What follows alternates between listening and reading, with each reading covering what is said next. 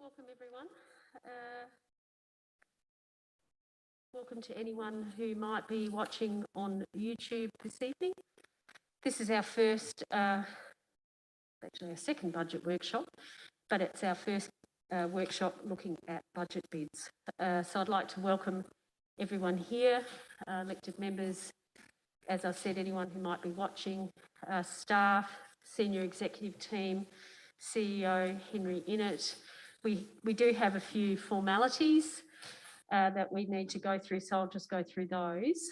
So my name is Karen Redmond. I'm the Mayor of the town of Gawler.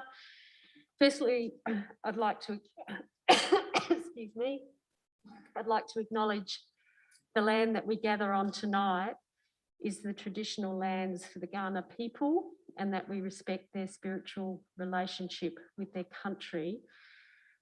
We also acknowledge the Kaurna people as the custodians of the Greater Adelaide region, and that their cultural and heritage beliefs are still as important to the living Kaurna people today. Sorry.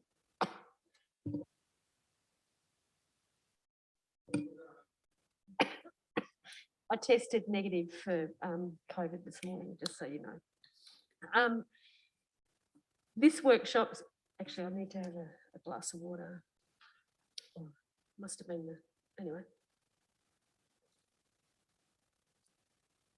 So this workshop has been convened for the purpose of discussing proposed budget bids, as I said before, for the 2022-23 financial year, and also the draft long-term financial plan more broadly. You will hear from some of our senior executive team on various matters that are relevant to both budget bids and also long-term financial plan tonight.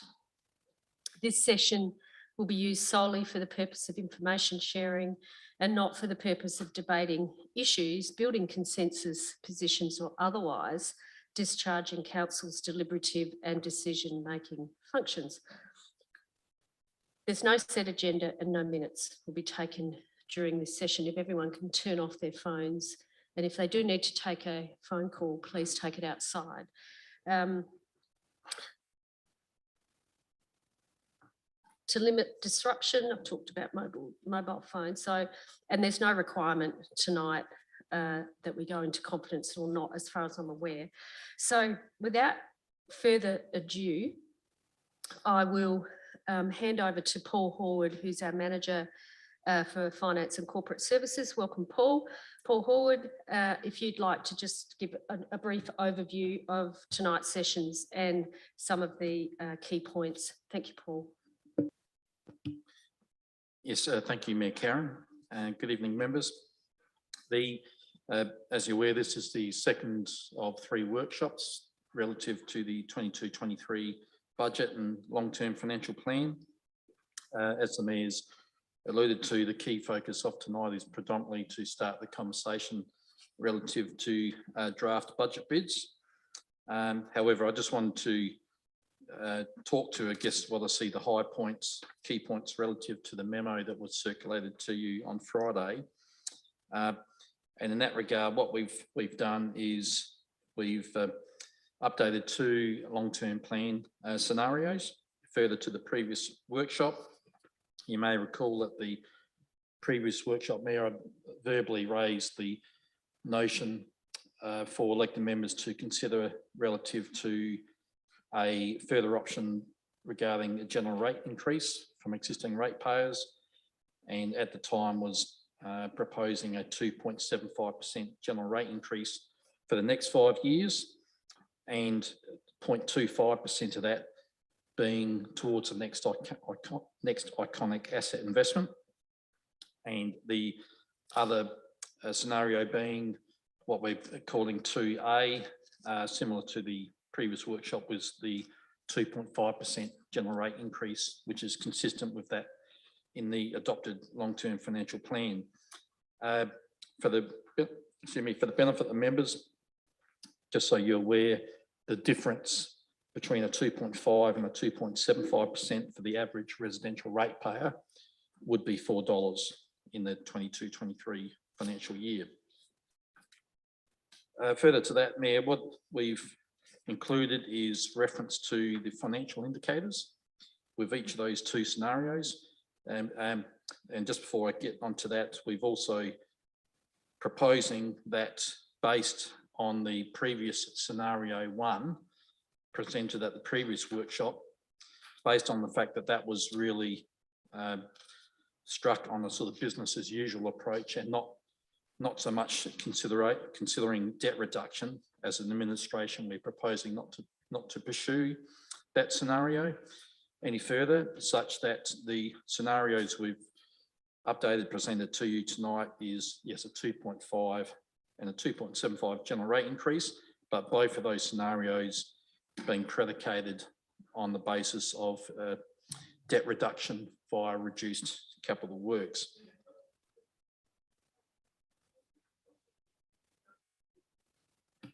Could you just explain that top one, the red and the green? I didn't quite understand that one. Yeah, yes, certainly. So table 1 on page 3, which is then further supported by graph 1 below it. But the table 1, the green and the red is essentially just showing, the green is indicating where there would be a operating surplus, estimated operating surplus, and a estimated operating ratio above 0. Conversely, the boxes shaded in red is where it is anticipated, based on the modelling done, those two scenarios, where the first table indicates that for that financial year there would be a projected operating deficit, and similarly that translates to a minus operating ratio in those same years. So essentially green good, red bad in terms of operating within or outside of the council's policy position. Is that $100,000? Is that 140? First one, is that 140? Sorry, yes. What I should have referenced was that's in thousands. Yes, yep. Yes. Yeah. So 2024, is that $1.132 million? Correct. Oh, that's why I was a bit confused when I read it. I couldn't understand. Oh. Yeah, and now just to further explain that, Mayor, that I think at the previous workshop, we indicated that there was in 23-24, the potential scenario where there'd be a sizable reduction in grant funding due because the grant funding in 21-22 and 22-23 is currently informed by the likes of the federal government stimulus funding, and there's no guarantee that will continue. And also there was Rose to Recovery funding for 23-24 that we actually received, I think, in 19-20. So there's just that sort of one-off aberration in 23-24, hence why those 2 years are in red. So does that explain it? Yep. So the graph 1, just while we're on that, the graph 1 immediately below is then demonstrating in graphical terms the estimated operating ratio for those respective years. So if I'll just briefly talk you through those key financial indicators, and starting with the operating ratio.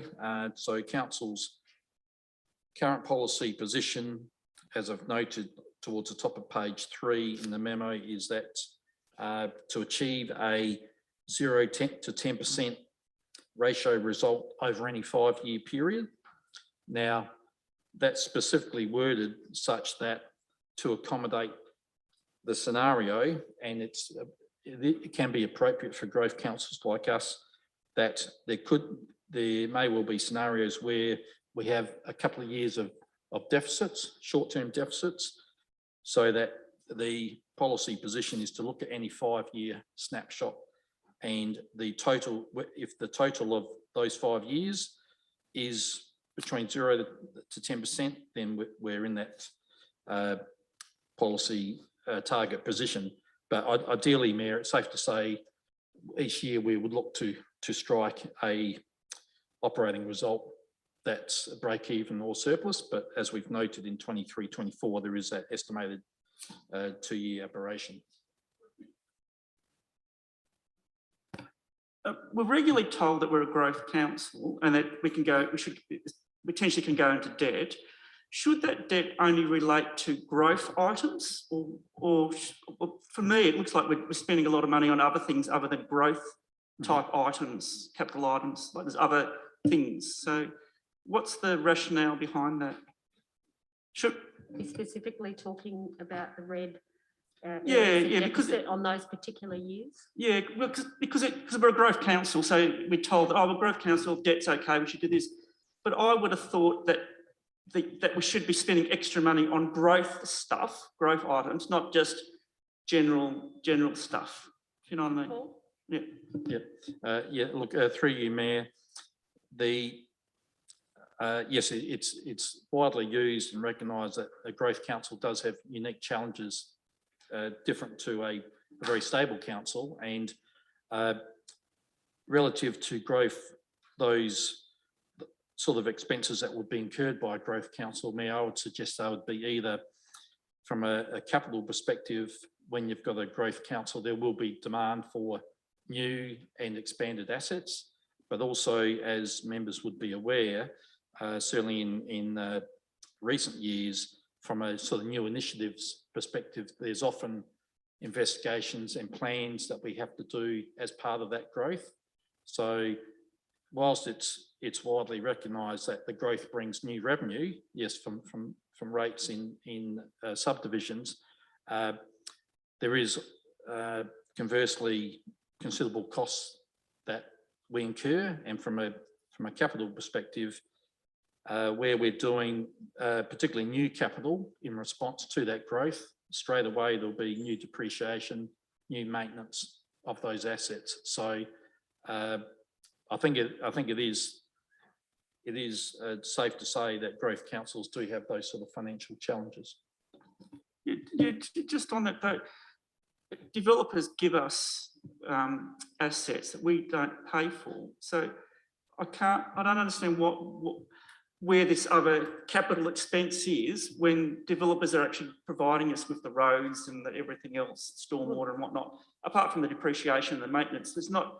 They're footing the bill for the capital. So I don't understand why all of a sudden, because we're a growth council, we have to spend all this extra money. Through you, Mayor, I'm not necessarily referring to cash going out the door, because obviously depreciation isn't a cash expense, but depreciation is one of the key drivers from those assets that we get from developers. So yes, each year, as a growth council, we're traditionally often getting new assets from developers in the order of $4, $5, $6, $7 million, which, as you rightly referred to, is that can be roads, footpaths, curbing, stormwater drainage, etc., new reserves.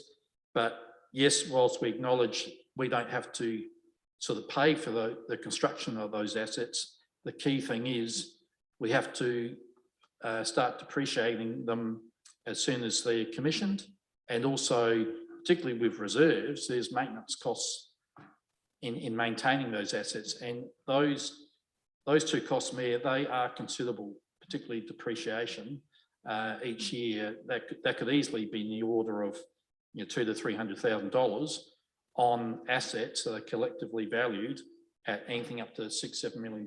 So depreciation is certainly where we get a considerable hit each year, but there is also the ongoing maintenance costs that we incur from those assets. And just on that point, do the ratepayers we not net from that development not offset those maintenance costs and depreciation that we need to now calculate for? Through you, Mayor, look, I think it's safe to say they would certainly fund a large component of those costs, but I wouldn't necessarily go as far as saying that's a new subdivision by way of new rates coming in fully offsets or even further covers the cost of ongoing depreciation and maintenance. It's more historically where we've got more bang for our buck, so to speak, is when there's been commercial development. But more recently, in the last few years, it's predominantly been residential developments. And yes, we acknowledge certainly the increased rate revenue we get, but I wouldn't go as far as saying that that generates additional net revenue of any significant order once the new costs we incur are taken into consideration. Jim? Paul, just for curiosity, depreciation is not necessarily a loss. It's a figure thing. So I'm a little bit confused that you're using that to say that that's most of it. I can understand maintenance. That's a hard cost. That's a real cost. But depreciation, I've been in this industry for a long time, and depreciation is a very important tool for adjusting the figures. And to say that developers don't bring money to this town, I don't agree with that. He didn't actually say they don't bring money. He was explaining depreciation, but it's still a cost that has to be attributed to the bottom line. Is that not correct, Mr. Horde? Just to satisfy myself, he did say that it's not necessarily developing is good for the town. No, he didn't say that. Well, then what do you mean then, Paul? We might go back to Paul so he can explain. How about that? Yes, through you, Mayor, Councillor Vallelonga, just to be clear, I'm no way suggesting and didn't say that development wasn't good. All I'm saying that is, yes, acknowledging there is new rate revenue that comes from those developments, but which the average punter generally understands. But what the average punter quite often doesn't understand is the costs that come with those assets. Now, a lot of people would recognise, yes, if there's new reserves or new playgrounds, new street lights, footpaths, etc., have to be maintained, and there's running costs of doing that. But depreciation, Mayor, under the Australian accounting standards, we have to account for it. We get audited on it. Yeah. And so we have to be very, very clear with how we calculate our depreciation, and that is informed by, in relation to assets from developers, or really any asset more broadly, is that's informed by the useful life of that asset. So, for example, if there's a new residential subdivision, the new roads get put in with a seal. Well, Sam will tell you what a road seal will last, I think 15 to 20 years, depending on the seal type. So we've then got to position ourselves such that in 15 to 20 years' time, we have to be prepared to reseal those roads. So depreciation, whilst yes, I recognise it's not a cash cost, it is still a legitimate cost of running the council. And for most councils, Jim, that's in the order of 20% of the operating budget. So for us, it's in the order of over $6 million now, Mayor. So it's quite a considerable component, the bulk of which obviously relates to infrastructure, like the 200 odd kilometres of roads we've got in footpaths. But yeah, depreciation can't sort of be just ignored as a sort of non-cash expense. It is a legitimate cost to the council that through the Australian accounting standards, we do need to provide for and are audited on. Kelvin? Yeah, look, I wasn't at the first workshop, so I didn't hear all the debate, but you said earlier, Paul, something about targeting debt reduction by reduced capital works. I guess two questions. Has that been decided already? And if so, what sort of percentage reduction are you looking at? I presume there was a debate on that. Yeah, through you, Mayor Karen. Yeah, Kelvin, that was touched on, sort of discussed at the first workshop. Now, Mayor, I don't think it's safe to say there hasn't been any sort of definitive decision in that regard, because that will come out through the normal budget process. But generally, I guess as an administration, we've recognised collectively in the chamber there's been a often the comments made that we need to reduce debt, which I would certainly support from the perspective of increasing borrowing capacity for our future next iconic asset.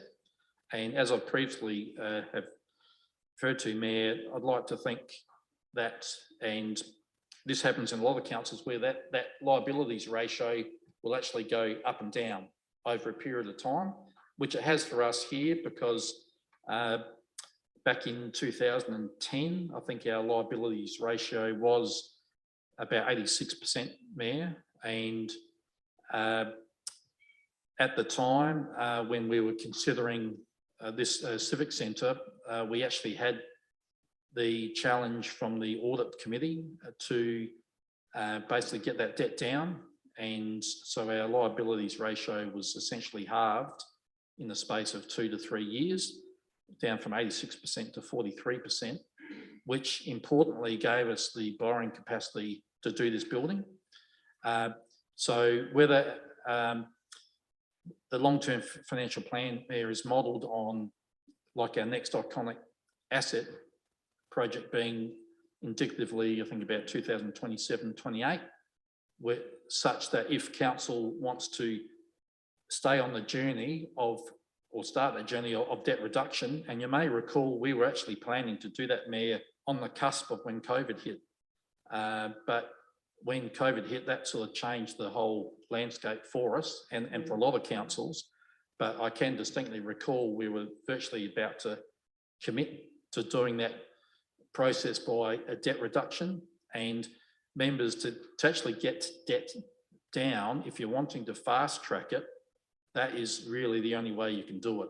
That now, well, the only practical way you could do it, yes, you could do it by applying a 10% rate increase, but obviously that's not palatable or practical. So if the will of the chamber is to get debt down and get that liabilities ratio down, Mayor, the only real practical way to do that is to reduce discretionary capital expenditure. So I'd never be advocating reducing our investment in replacement and renewal. And to council's credit, and I think since 2013-14, Mayor, as I've referenced in the memo, we haven't fallen outside of our policy position in that regard. Yeah, thanks for that, Paul. That's good. So in simple terms, though, are we looking at cutting our capital works program in half, or substantially reducing it, or because unfortunately a lot of the capital works are what people are looking for. And again, you may have already discussed this, but yeah. So tonight I'm going to, as we go through the budget bits, I'm going to ask each manager of different portfolios just to talk about what's above and below the line and their rationale, and that might help us understand where things are sitting, and that might help address some of your questions, Kelvin. Okay, keep going, Paul. Thank you, Mayor. And Kelvin, further to what the approach with debt reduction with the two scenarios is, to put it in, I guess, simple terms in context for you, is that I think I'd worked out recently in the last X number of years, like last 3 to 4 years, where we have had a very high level of CapEx investment, that our discretion, what I would call our discretionary capital investment, has been in the order of potentially 5 to 6 million. And that's excluding this project, which was really just a one-off iconic investment.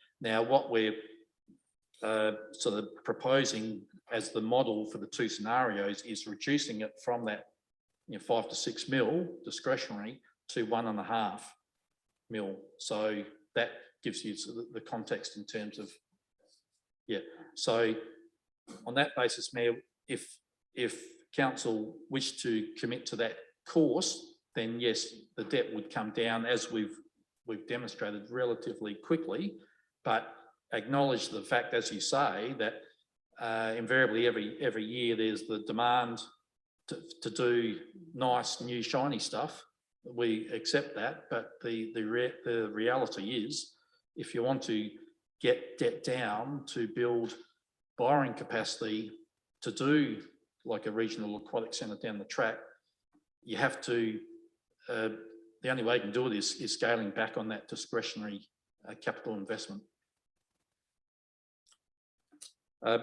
So Mayor, I'll then, I guess, then on the net financial liabilities ratio, on the top of page 4 of 8 of the memo, further to what we've just been discussing, is that I've mentioned on the second paragraph on the top that those members who are on the audit committee may recall, I think at a relatively recent committee meeting, I know at least I think it was the chairman, Mayor Mr. Peter Brass, and possibly the other independent members as well, did make a sort of a comment at the meeting relative to our net financial liabilities ratio target. Now, the policy target at the moment is that be between 0 to 100%. So what that means is that the percentage ratio, or the net financial liabilities ratio, what that measures is total, council's total liabilities, which isn't just debt. There's also employee leave entitlements as well that need to be considered. So it's a total liabilities less financial assets, and the ratio, what that calculates is what that net result, what that net financial liabilities figure is as a percentage of our total operating revenue. And I guess really up until now, the widely accepted position in the sector has been that the target for any particular council be 0 to 100%. Now, we are in the process as an administration reviewing the Treasury Management Policy, which those policy targets are enshrined in. And Mayor, based on the comments from the Audit Committee, we're turning our mind relative to whether there's a different approach we can use regarding that policy target, and that will be presented to the Audit Committee in a couple of weeks. And we're also in that space looking more broadly across the sector relative to what other sort of councils might have as a ratio position. But it's from a industry perspective, there's only 4 councils, Mayor, as at 30 June 2020, that had a ratio result over 100%, and one of them was the City of Playford, which has a very high debt level, and but the average liabilities ratio across the state is in the order of, I think, about 30%. But I need to stress, members, there's no right or wrong answer with what that liabilities ratio is, because as I've previously demonstrated, and I think I've referred to in the memo, is that on the towards the bottom of page 4, is that a council with a comparatively high net financial liabilities ratio does not in itself mean that that's a poorly sort of financially performing council, because as members can appreciate, we've obviously done the major construction of this building over a number of years, but there's also, from the analysis I've done of comparable councils, is that there are other councils who've been in that same situation. So for example, Mayor Alexandrina Council, with their, I think their regional aquatic centre, in recent years, their ratio result went up considerably as a result with their increase in debt. So it really depends where a council is on its asset management journey. and that will heavily inform what that ratio result is.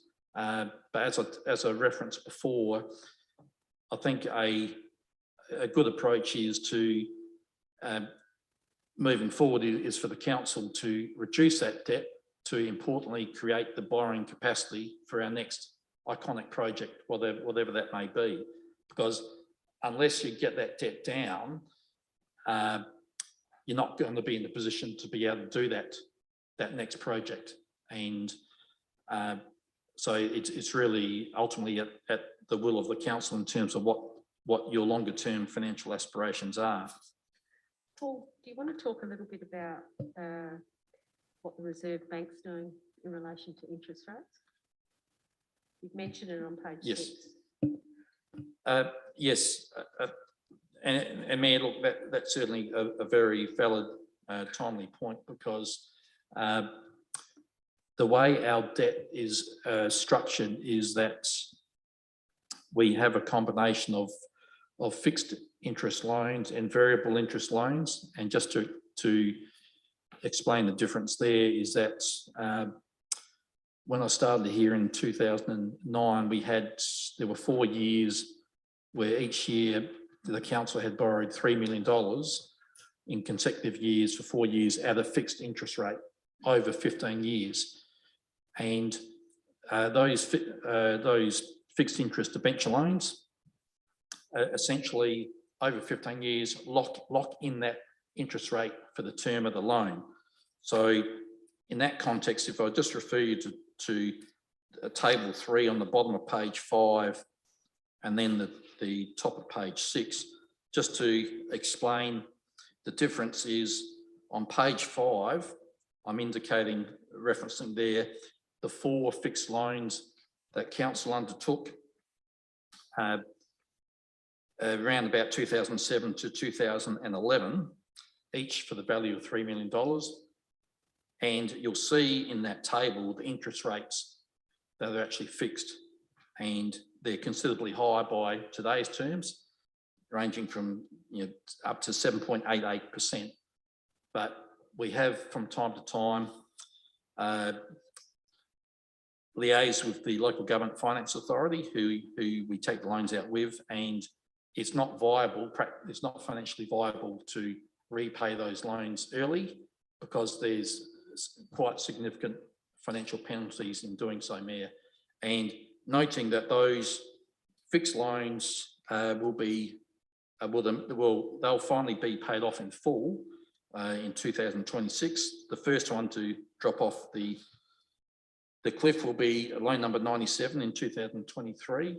So what we've, over the last 10 or so years, what we've transitioned from is fixed interest loans to variable interest loans. So in that regard, if you then look at the top of page 6 of the memo, you'll see that we've got a series of debenture loans that are variable interest, but the interest rate on those loans, members, is 2.05%. And we actually have 2 loans that are actually only incurring for a 3-year period, 1.3%. And that was part of a stimulus measure provided to the sector from the local government finance authority. So you can see straight away the difference between the fixed loans and the variable in terms of the percentage rate. Now, that 2.05% has been stable for a considerable period, a number of years, and as Mayor, as you've referred to, that there has been increasing sort of commentary relative to potential movement in interest rates. And I think, as I've referenced in the memo, they're considering, or certainly the talk that I'm aware of is that potentially around about August this year, the markets are thinking that interest rates may start to move. By how much, not necessarily sure, but what that would mean would be obviously the variable interest rate may potentially increase, and that may be a trigger for council to possibly lock in for a fixed rate part of its variable interest rate debt. However, in saying that, I have noted on page 6, members, that the variable rate of 2.05 is quite considerably less than the fixed interest rate of 3.55% at the moment. So, and members, that's why, as I've referred to on page 6, that with the table showing the outlining the debt between fixed and variable interest, as at now, we're currently technically operating outside of our policy position relative to the split between variable and fixed debt. However, members, I'm comfortable with that from the perspective that, to me, it makes no financial sense to transfer debt from variable to fixed interest such that we would then incur a considerably higher interest rate. And in that regard, for example, if we were to transition $10 million of our variable interest to fixed interest, our annual interest bill would immediately increase in the order of about $150,000 a year. So I'm certainly not advocating that approach because the variable interest rate approach we've used since about 2011, where we haven't borrowed any money through fixed interest loans, that has been a massive windfall for council in terms of our interest costs, because rest assured, if we had continued that approach of locking in at a fixed interest rate, then we would have been paying considerably more interest in the intervening years. So, Mayor, along with the response to your question, but I would suggest, depending, based on market intelligence, it may be something council needs to consider over coming months relative to locking in part of that variable interest debt if we're of the view that the interest rates would materially increase enough to warrant doing that. So we'll continue to monitor that, but my professional opinion is I'm always endeavouring to minimise our interest costs, and the way we've been able to achieve that is through tapping into the variable interest debentures. And as we've mentioned in budget reports each year, the other key difference between fixed and variable interest rate is the fixed interest rate loans. They are fixed half-yearly repayments of principal and interest. So they're fixed for the life of the loan. However, with the variable interest rate loans, that essentially acts as a bank overdraft. We can draw on it and, importantly, repay it, that debt, as cash flow permits. So in practical terms, what that means, members, is when we have the quarterly rate payments coming in, and we have surplus cash coming in the door, we immediately put that towards debt reduction of our variable interest debt. And that's the approach, Mayor, that the vast majority of councils are now using. And the other key approach we've used as part of our treasury management approach is we don't have separate funds set aside sitting in the bank account unless we specifically sort of legally have to do so. And even then, we do internal borrowing such that we don't have the situation that some councils do where they've got a certain amount of debt and they've also got a considerable amount of cash and investments.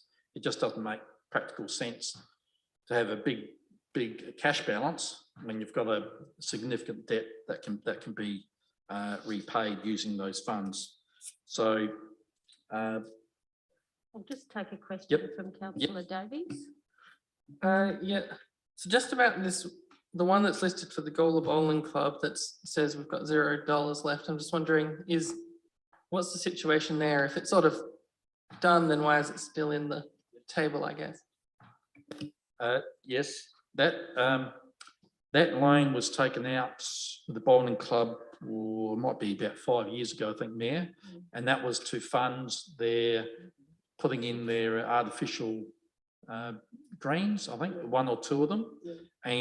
But the approach we used with the bowling club at the time was we said, well, look, we'll give you access to $100,000 variable interest debenture, such that, yes, they've been very proactive in repaying that debt. However, what we told them was, well, under this arrangement, they've got the flexibility to then draw against it if they want to do another project up until when that loan expires in 2026. So they were very rapidly able to repay that, but importantly, the capacity is there for that club if they want to do another green, for example, that they can, within the life of that loan, draw down on that loan again and go through the same process. Councillor Posh. Yeah, while we're talking about sporting clubs, I know Gawler South and Gawler Centrals both have loans. Are they recorded here or not? No, the subtle difference there, Councillor Kosh, is really just with the value of the loan.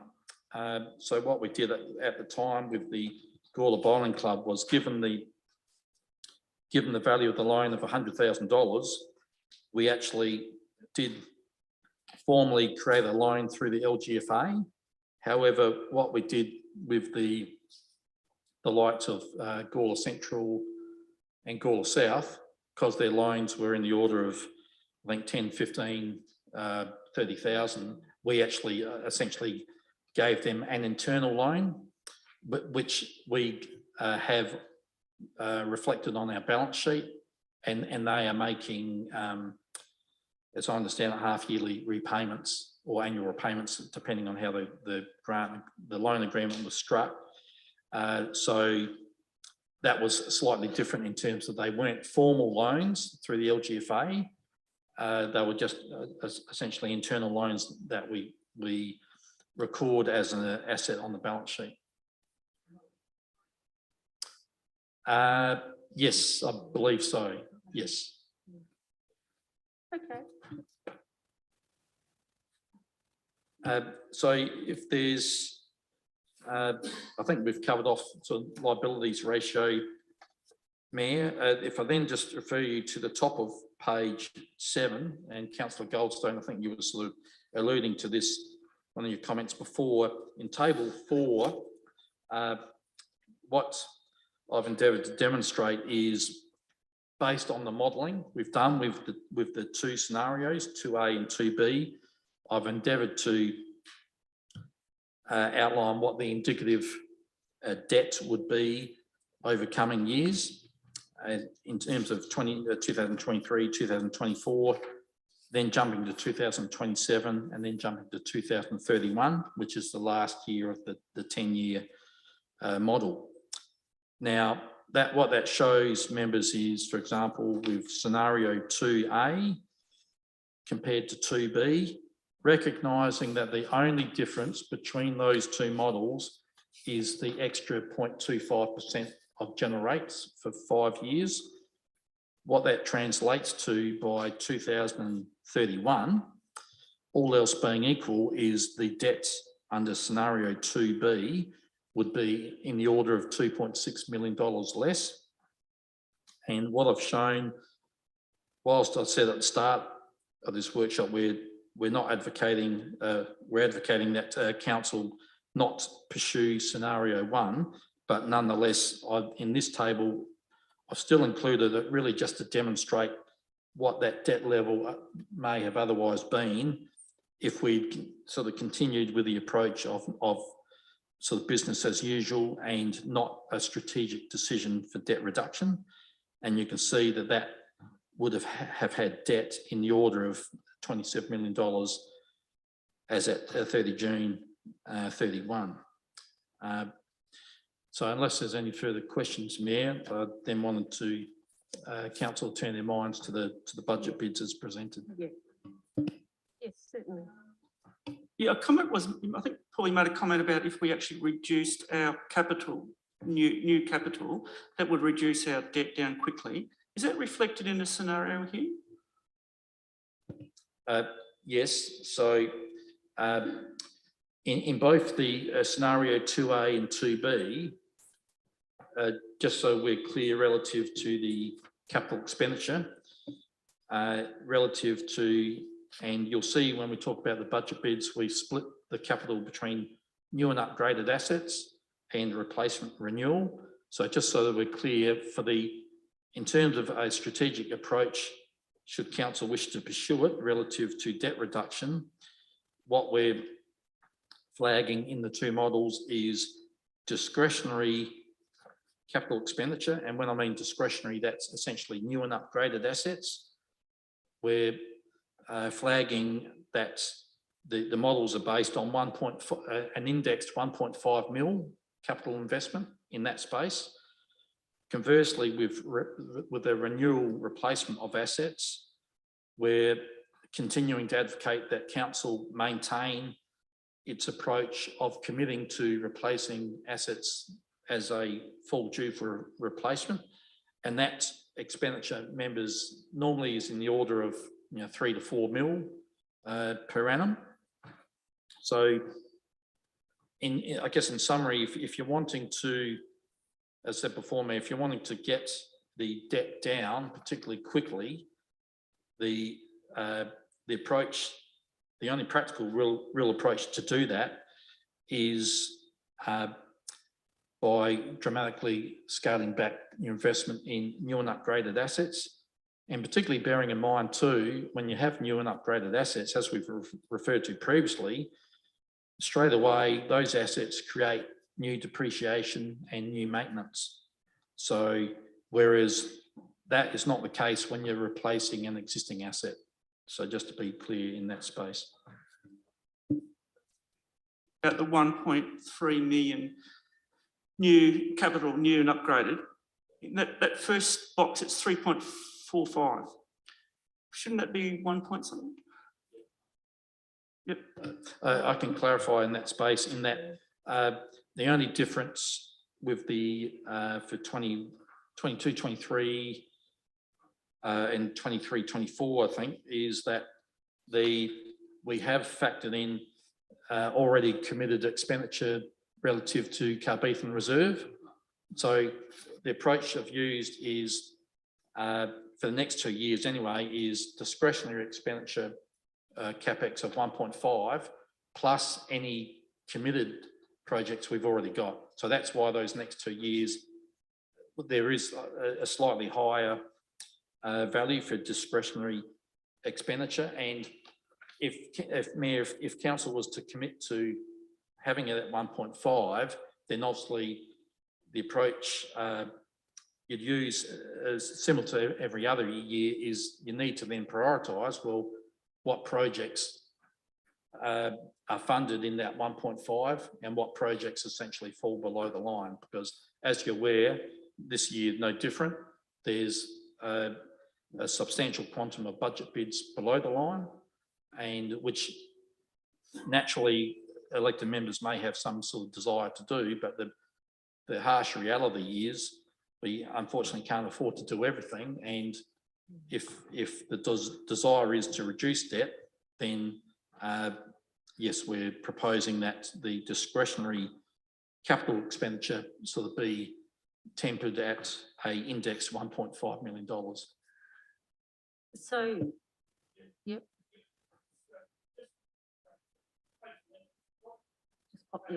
Just pop your mic on, Paul, so people can hear. That's it. So the bottom of page 11 of 22 is your $3.5 million.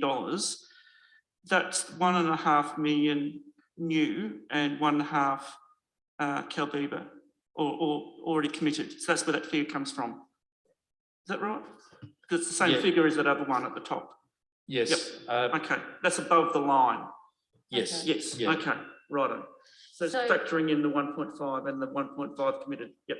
Yeah. Now I get it. And that's done on the basis that if we were just having 1.5 mil discretionary each year without consideration for committed projects, then essentially Carbethan Reserve would consume all of that 1.5 and you wouldn't have any funding to do anything else. Yep. Yeah. Yep. Got it. So what I'm going to do now is just Got it. ask managers who are responsible for various above the line bids to just explain their thinking around why these bids are above the line. So first of all, I'll start with Sam and then go to Bryce and then to David.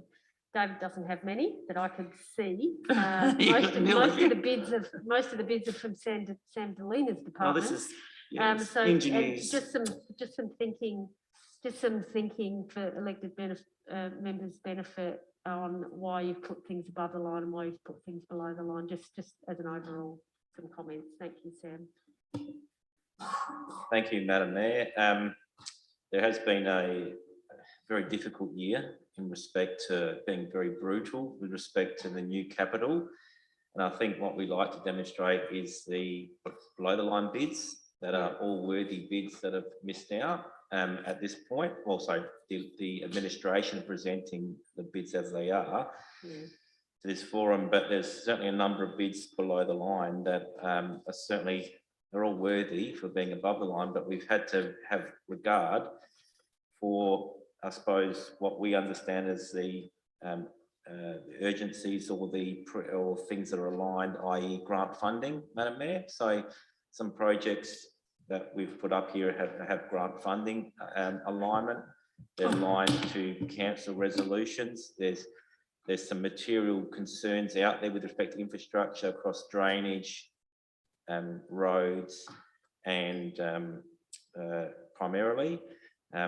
We do have tried to maintain a commitment with respect to disability accessibility improvement and have that focus and that discipline to continue to make our city more accessible.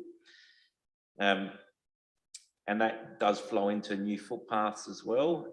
And in the instance of new footpaths, we have slightly reduced what we would like to have had in terms of trying to just balance some numbers and get other worthy projects in the list. But that program is entirely delivered by our internal depot staff. And we do need to make sure there's enough capacity in the new capital and the renew to allow for that in-house delivery. Otherwise, it does have a negative impact on our operating budget as well, because we'd have to effectively push that resource into increased maintenance. So, but there are complete benefits in terms of delivering that new footpath program. We know that's a really important thing for the community and for the council. One of the things we're trying to do is keep ahead of the game with respect to designs. And that's something that we've implemented in the last couple of years in terms of a significant focus on design development. And Bryce will talk to a bit of that in some of his thinking, or some of our exec thinking in regards to the modular change rooms and the netball courts. And that's a good forum to talk to the council in terms of the desires to progress that project, because we've actually recently found out we've missed out on that grant funding for those two projects. And if we do want to get shovel ready and give ourselves the best chance to obtain that grant funding, we need to invest in a bit of concept development, a bit of design development, a bit of stakeholder engagement, and getting those to the point that we give ourselves the best chance, a very strong chance of securing funding in the future. But again, that's all up for debate. And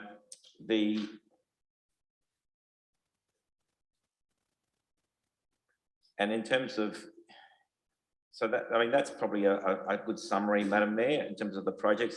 I think there will be a lot of questions from the floor, from like the members, and I'm happy to answer them. I think if I went through each individual bid, we'll be here for quite a significant amount of time, but I'm more than happy to answer questions. David Hughes. Just a question on sealing the Schomburg Drive emergency access. I walked through there quite a bit, and it's a really high quality gravel roadway, and to bitumise it for just a very minimal amount of use, so for 50,000, I think that would be something that we could probably defer. I mean, it probably, I can understand you could bitumise it probably at the moment because it's in probably fairly good condition, but you'd still probably have to do works before you bitumised it. But it's such a low use. I'd rather see the money spent on our rivers or biodiversity or something like that. But whether you can explain that one, please. Yeah, I actually had an asterisk because I walk past that all the time. Although there was a car that went through the other side of the bridge and created its own access road the other day. Left a bit of debris. Yep. Anyway, Sam. I might ask Sam to address I'll David's just take it over question. because I felt the same way, what exactly the words, and other people have too, to do with that money. For the meeting, does it need a show of hands? I mean, you know, does anybody else We're not think about? making decisions tonight. But I will ask Sam to address, just provide a response to Deputy Mayor Hughes. Thank you. Thank you, Madam Mayor. It is obviously all new capital is discretionary for elected members in our considerations. This was a part of the scope of the link road. We really pushed hard for debt. As you're all aware, the project has significant budget blowouts and they were paring back the scope associated with that. Those access roads are certainly at the top end of the grade that would be applicable to having an unsealed road. They're right on the limit. And there is some significant scour that is occurring because of those grades. And certainly from a maintenance perspective, an all-weather maintenance perspective, where we're seeking to seal them to facilitate that, they could be left in their current condition and sweated out and indefinitely, but there would be some limitations in terms of our ability to access under the bridge if we needed to in particularly wet weather. I think that was the main issue. Okay, well, thank you for that response. Councillor Fraser. I have several questions. Apex Park Playground, $40,000. Is that for disability equipment? Okay. That's on page 2 of 5. Yeah. Yeah. Through you, Mayor, that was a project to make the Apex Park Playground more inclusive. So yes, for more for some disability, more accessible equipment provision. And then on 5 of 5, accessible playground equipment for $100,000. Accessible playground equipment, is that for disability as well? That's below the line bid Oh, on is page it? 5. Yeah. Oh, Yep. okay, all right, That's okay. so that's P220647 halfway down. There's 100,000 on page 5. 100,000. Yep. Okay, that's below the line, is it? Okay. So then we go page 1 of 2. So we're obviously going into renewables. So on the renewable. So Yeah. Yep. Attachment 2. We've got a new playground shade for Carlton Road for 200,000. That will come with with shade, won't it? With the shade cloth or not? Does The whole playground. Does all our new playgrounds come with shade cover? Yeah. Through you, Mayor. We don't have a standard position of the council with respect to shade provision on new playgrounds. It's something I'm sure that we discussed tonight with the member bids. So that is really the cost of the playground and the associated fencing and accessibility coming into the playground only. No, what's been proposed doesn't include shade. It would need to have a separate, separate cost. an additional approximate $50,000 allocated to the shade provision. Cost. Okay, all right, okay. Keep going here somewhere. Okay, we talk in the community plan, they talk about iconic playgrounds. What does that mean? There's money set aside each year for iconic playgrounds. That's in the community plan. So what does an iconic playground mean? Through you, Mayor, I can't recall the specific reference in the community plan, but iconic would be a playground that has a regional draw. A regional draw, so that would be that would entice visitors from outside our own community. And generally, those iconic playgrounds are, in the vicinity of $1 to $2 million build, to that sort of nature in effectively a regional facility or regional level park. So we don't have any of those in the town of Gawler. No, there is one included in the Carbethan master plan, a rather large unstructured sort of playground, play space area over near the Evanston Gardens Primary School. There's quite a big area set aside. All right. Have a look at that, but there's no real concept, but I think that would be where you'd possibly put an iconic playground. Right. Then on 4 or 5, I think it's on 4 or 5, we have the tree planting for rides. Oh no, that's in an elected members thing, the tree planting. But we do have. Where are you, Don? I don't know where you are. No, I've gone to elected members now, sorry, but that's okay. It's a below the line thing, but we've got a new operating initiative for tree management strategy. No, hang on, whereabouts, so we can all follow you, because I'm lost currently. Which page are you on? Develop tree management stuff. So it's below the line, it's 2 or 4. 2 or 4? Yeah. Okay, thank you. Okay. I thought we actually already had one of these. I thought we did it years ago. But what I'm trying to get at is that if we are going to do new tree plantings and we don't have a tree management strategy, surely that needs to be done first.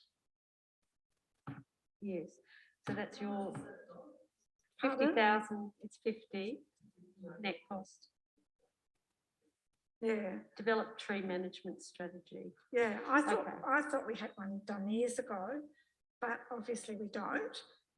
But I would have thought that this is below the line, but I would have thought it would have been important to have this before we start to do a lot of tree planting. I would have thought so. Okay, look, I'm going to ask, are these all for Sam?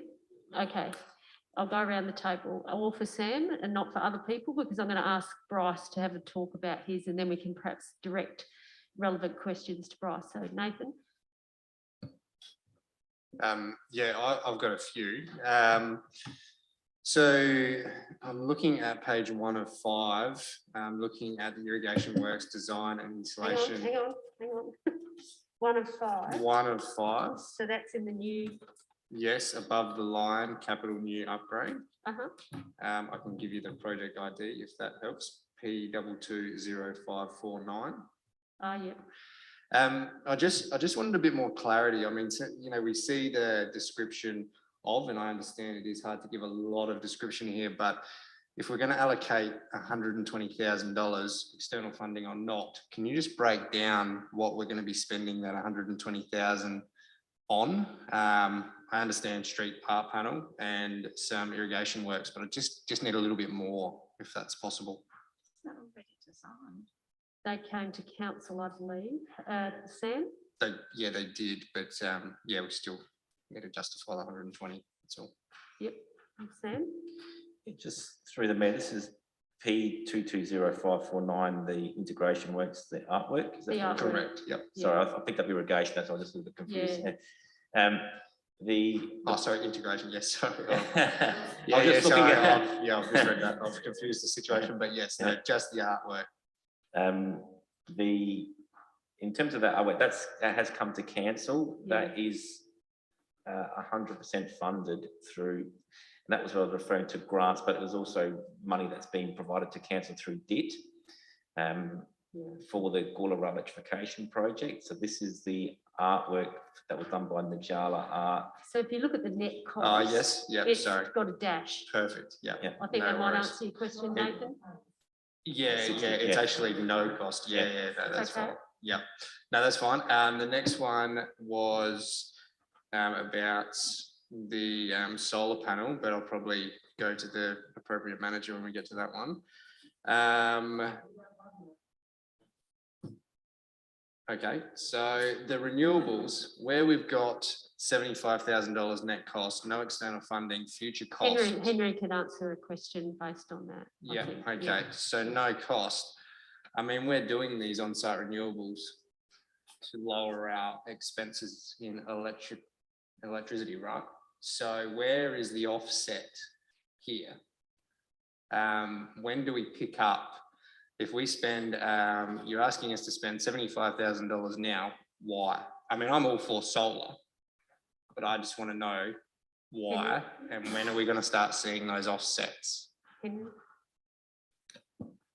no, it's a good point. And whether or not You know, the tables don't necessarily provide for it, but in the explanatory part of the text, we should have some estimates of savings in terms of power costs. So, yep, good point. And I'll make a note of that to make sure that we can incorporate that.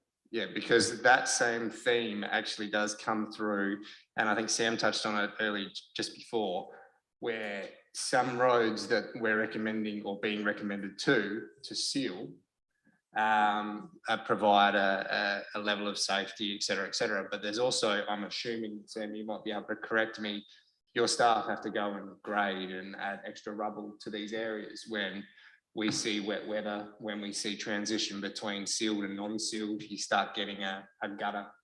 So your team is maintaining this, and by sealing it, we will not have to, therefore, provide an offset. Is that correct? Yeah, there is. It's no different than any other sealed road, or unsealed road in that manner specifically. However, in the instance of those access roads, they're very steep, and it's more about our ability to actually access those areas all year round. And that was the main principle behind why we actually really pushing to seal those particular roads in particular. Okay. Yeah, sorry, I've got a fair few IES ones here, but where are we? So stormwater management, you know, we've got, so I'm still on the same page. I'm on P220585. Stormwater management. Now we're talking about repairing verge embankment at the end of Blanche Street, adjoining road corridor, installing one. So all of that, $50,000. How many meters are we talking here? And this will be a repeated sort of question as we go through. Like, we've got these costs put in here. And another one, I'll just give an example because they probably cannot be answered all at once. $300,000 for installation of new footpaths. Now I'm all for that, by the way, but how many meters are we talking about? What are we selling out there in the communities to support this budget bid? Am I going to be able to say this gets you 30 meters or 3 kilometers? Okay, what I might do, because they're quite, I think we can be provided with them, and it might be an extra column, but then everything gets quite tight on an A4 page. So there might be some opportunities to provide that extra information. If we can't fit it on the page because we can't read it, that might be ancillary information. There might be notes next to it to say, you know, notes, and then you have like what you do with the finance stuff, you have notes, and you then, you know, note 1, note 2, note 3, and you can go to the note page and you've got that extra information. Because I wonder if we start adding, we can't, it's small now, and I wonder whether it'll just get too small, we won't be able to read it properly. Yep. But I agree, I think it'd be useful information. Yeah, more than happy with that, because that's what I'm talking about when unpacking budget lines, because these are the sorts of things that we might turn around and go, well, you know what, maybe 200 linear meters is justified because we can spend another $100,000 elsewhere, but we need to know what that 300 means in real terms to be able to make those judgment calls as saying, yes, this is bang for buck, or no, this isn't enough quantity. So just a note on when we do talk about those figures, the same is on the bottom, and it goes through. It's sort of the general theme. It's not wrong, it's just unpacking them, that's what it requires. We might keep moving because there's a lot of questions. Okay. So I'll get you to take that on notice and sort of perhaps in a note form to unpack, as Nathan said, just some explanatory noting on what you might get for your 300,000. Yeah, and I had just one more that's slightly different. I'm sorry. No, okay, there's lots of questions. Yeah, big budget, you know, we have to unpack it. Project management staffing costs. I haven't got a project ID there, but you've allocated you're asking for $750,000. Now, am I right to say we're requesting, and this might be completely wrong, but the way it reads to me is you're requesting $750,000 for project management costs for staff next financial year to deliver how much in projects? is it $4 million or? So I'll hand that over to Sam. So that's a big cost. Is that a capitalisation of salaries that you normally do? And is what projects exactly, or Yeah, what's that what you're 750 thinking- for? what you're thinking around that, Sam? Yep, so we've obviously got a total, I'll just bring it up, I think it's close to $6 million in terms of the CapEx that we've actually allocated. So effectively at this point, it's really hard to nail our project management costs. It really depends on the nature of the bids, because doing a $980,000 reseal program versus a $50,000 operating, playground strategy are two different things in terms of the actual resources required. The $1 million project is really easy if it's a reseal, versus a playground strategy that actually require a lot more effort, even though it's a much more reduced budget. What we've done is, for this early point, is allocated a 10% allocation towards a project management salary. Plus, on top of that, there's a allocation for our strategic infrastructure engineer, and that strategic infrastructure engineer in terms of working on other projects that are related to urban growth, with all the development deeds that we have in place, and overseeing that infrastructure provision with respect to continuing recycled water investigations, and with respect to working with our state government partners and others in regards to infrastructure provision, which sort of are outside of. So I think that's really, really interesting and a really good breakdown. Again, maybe a note just to allocate what you've just said in a note form, exactly what you just said, that this is for these particular projects, a percentage of all projects, plus of strategic engineers that will be required to manage or to participate either with partnership opportunities with state and federal government, but also other projects and growth. Yeah, and I will say that that's just initial here. We need to refine that, and that refinement will occur based on this conversation, and when we start aligning our projects that we can. So I'm having conversations with my team leaders now in regards to the projects and getting that next level of refinement. Who's doing what? How much percentage of their time is being allocated towards this project?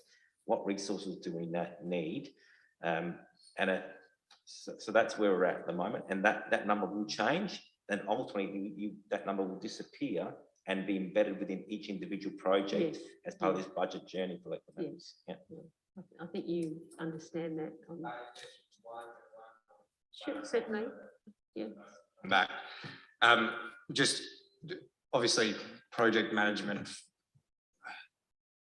So you're talking about project management as in the liaison for council to liaise with the contractor that you may hire to do some jobs, or are you talking about the in-house project management of, say, the footpath renewal, and now we're allocating out of the 750,000, we're going to put one person in charge of managing your internal team to manage those footpaths? Obviously, to simplify this, I manage over $10 million worth of work a year. I'm not getting paid 750 grand. So I need to break that down to say, how much work are we doing in projects that require project management for staff that equates to 750, 600, whatever it balances out at? What is that in man hours and projects? You don't have to answer that now, but I'm just saying, like, when the notes come through, I will compare it naturally to what I know. So I just need to unpack what I don't know.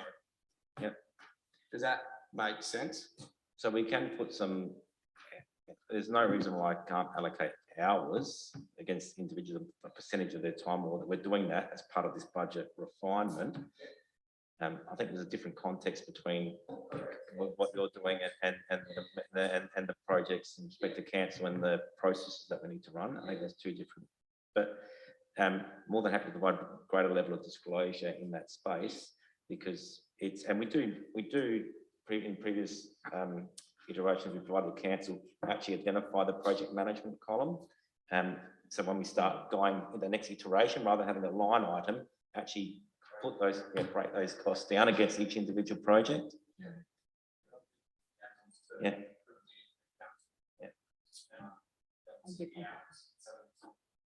Yeah. Okay, thank you. Now, I think next was Councillor Kosh, Councillor Davies, and then I'll go to Councillor Fraser in that order. Thank you. First one, just getting back to this project management costs.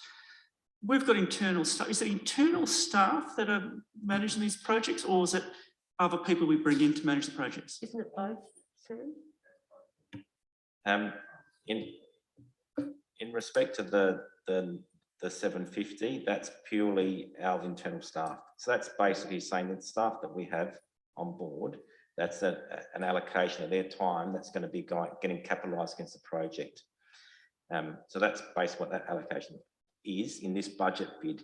We do, in terms of delivering our projects, every year it's different. Like this current financial year, we've got 2 external project managers in the business, assisting with the VIC lift and some other building projects, another one assisting with Princess Park and Carbeatham Reserve, and they're funded through the project. Next financial year, depending on what happens tonight, we need to consider whether we do need to bring an external project manager in, and those, that'll be depending on where we end up tonight with the budget bids as they're presented. Yeah, I mean, the reason why I ask is that if we didn't approve the 750, the people that we've got on board won't lose their jobs, will they? There's another budget that actually pays for their wages.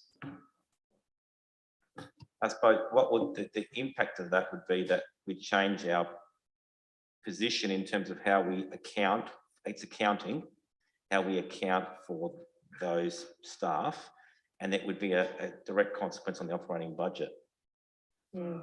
So we do have staff in the, so that 750 covers existing staff, right? So that's existing staff, not on top. No, but it's an accounting. So you can, by the accounting standards, capitalise staff wages that work on capital projects.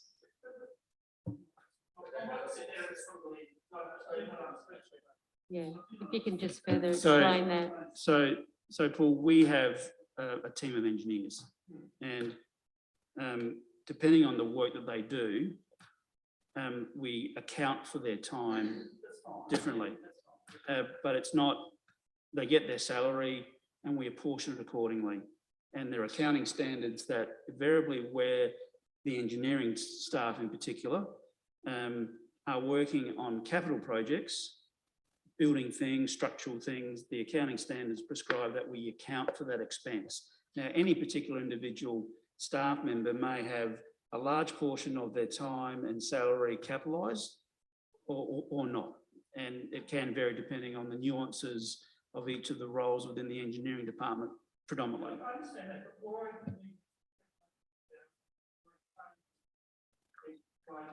I think you, if I can, Paul Horwood, accounting standards, is this a requirement of a particular accounting standard?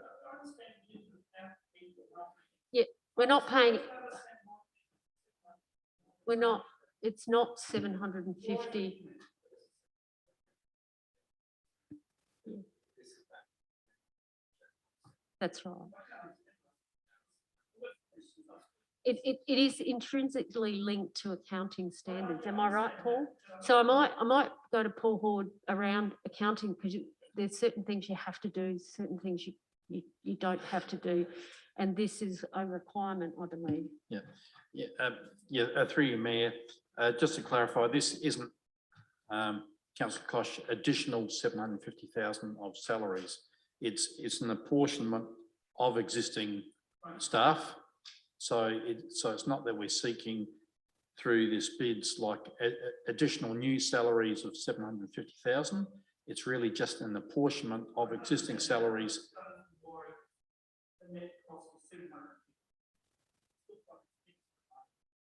It's not. Well, it's not. No.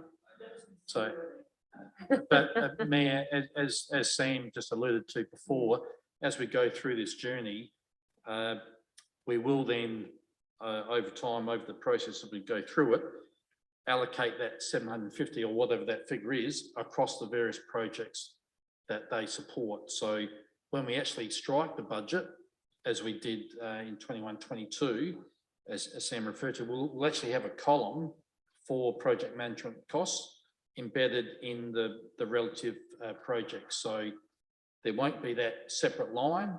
That line will then be embedded across the projects that it relates to. Yes. I'll get you to put your mic on, thank you. Electrical vehicle charging stations, it's strange I'm saying this, we've already got 3 outlets. I'm not sure why we need a 4th. I would have thought 3 satisfies what we need. That's not money.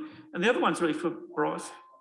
Oh, it's on, on page 2 of 5. 2 of 5. Of capital new Yep. and upgrade. Yep. And the other one, I suppose, is for Bryce. It's the community garden. I thought our policy was that. We haven't gone to Bryce yet, but we will get to Bryce. That was so. I just want to say, I'm quite keen to reduce some things up the top here and get the tree strategy from below to up. Okay. That's what I'm keen to do. Councillor Davies, you had your hand up. Yeah, look, just wasn't sure where to ask, I guess, but in terms of my budget bid, it's sort of not in the document, and I'm just not sure. Has it been funded in the current budget? Do I need to put it up again as funding for the next what was your budget? Can you remind us what your budget bid the I'm blanking on what it's called now, but the $40,000 for the public initiative. Is it? I think I missed it if it's there.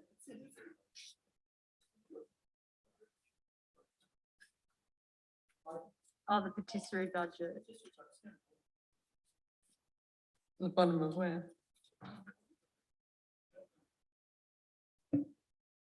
Yeah. Through you, Mayor. So, Councillor Davies, if you're referring to, as I understand it, the participatory budgeting, then that's not reflected here as a budget bid per se, because it will be actually reflected in the recurrent budget, because council's already sort of made a decision in that space. That's coming up now.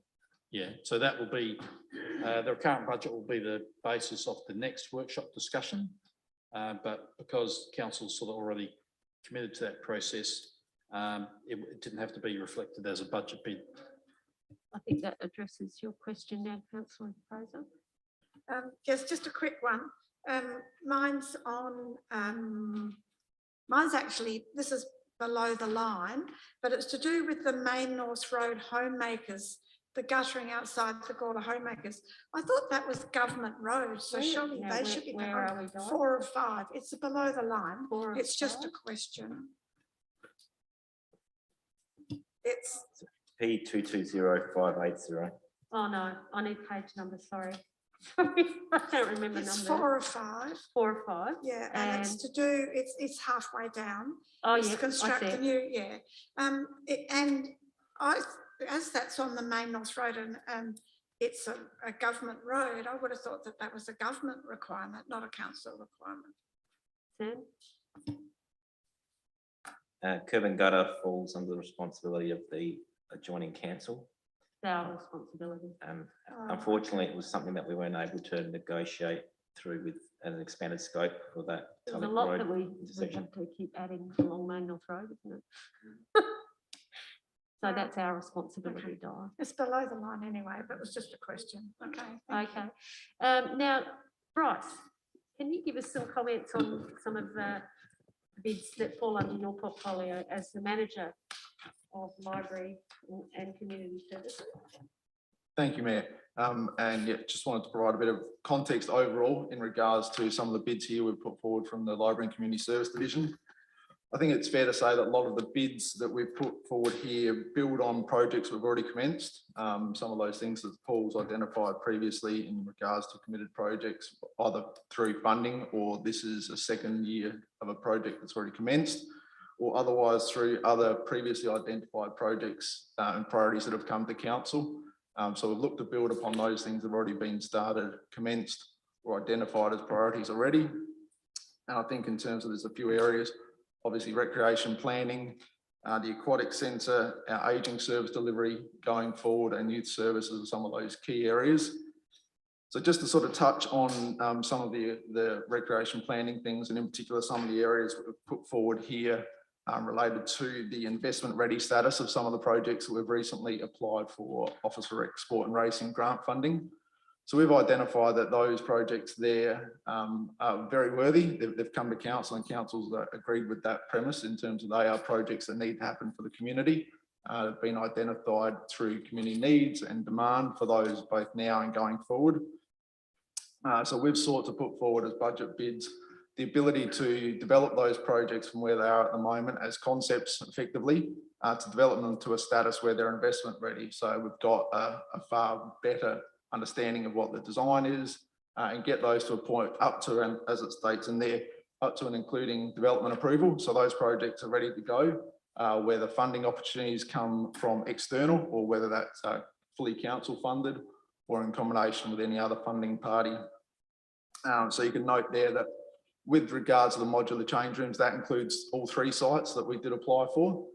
So it may be something that council may consider in terms of looking to develop projects up for all 3 of those sites or 1 or 2 of those sites as an opportunity, looking at those there, but also looking at the Gawler District Netball courts redevelopment as well, and looking in regards to the development up to investment ready for those projects as well. I think that's a sort of a summary in terms of what we've got here. I'm more than happy to answer any questions. Any questions for Bryce at this stage? Paul? Yeah, just on the community garden, I thought our policy was that the community resourced it themselves. Through the chair, so the community garden that is referenced here is the one that has the group that's come to council a number of times in regards to the plot of land behind the Emerson Gardens Community Centre. So council provided in principle support for their use of that land for that purpose. That's an allocation there towards establishment of that garden, and whether that can be used by council as contributory funding to a project. That's allowing council to make the determination now about financially supporting that in 2022-23 in terms of the establishment of that. And yeah, we've sort of seen in terms of the regard that it's had, that it's an opportunity that might be looked at for next financial year. Any questions? Brian? Thanks, Mayor Karen. To Bryce, Bryce, to do with the I feel I lost the bloody page here. The new tennis, netball courts and so forth. Is that being done by the, because I always understood that association was an independent association, like the tennis association is. Is that how it fits? Through the chair, yes, the Gawler District Netball Association are a community organisation, so they lease that area from council. And we are going to build the courts for them. No, this is actually getting the project investment ready. So concept design, development approvals, those sorts of things, so that if there is opportunity for grant funding, all of those boxes have been ticked. And that's where we fell down. Is that what you're saying, Bryce, in those other applications? Yeah, through the chair, that was one of the areas that was identified that could have made our project more successful in terms of their assessment against the criteria. It is a very competitive field, so it's everything that you can do to get the best outcome. And it was a similar case for the modular change rooms? It was, and yes, we've sought some funding from Office for Rec Sport and Racing, and there'll sort of be some additional commentary provided in the February grants report, and that will also incorporate some additional commentary we've received from the South Australian National Football League in regards to those projects as well. That's good. So it's actually good feedback to get really ready and tick all the boxes so that we've got every chance to get that funding. And I just wonder, are these netball courts going to be built on Essex Park or where next to the existing courts that are there already? So through the chair, the 10 netball courts that are proposed here are for the same site at the bottom of Hallam Drive there. That's right. Any? I think it's important that given that we're having a conversation about that particular site, and Bryce, you want to clarify this, that the netball club have a ground lease with council. And so technically the asset, which is the club rooms and the courts, aren't owned by council. Now that relates to the nature of the lease. And so as we have got funding, sort of feedback from the first attempt at grant funding, and now as we get the project investment ready, one of the variables that we need to turn our mind to is the nature of the lease arrangements. And then it goes back to the question and the conversation that we've been having about capital expenditure or not. So Bryce, you might want to just clarify that, and that's something that we'll be reporting back to council in due course. But if you can sort of talk to that. So through the chair, I think, yeah, Henry's explained that well in regards to that.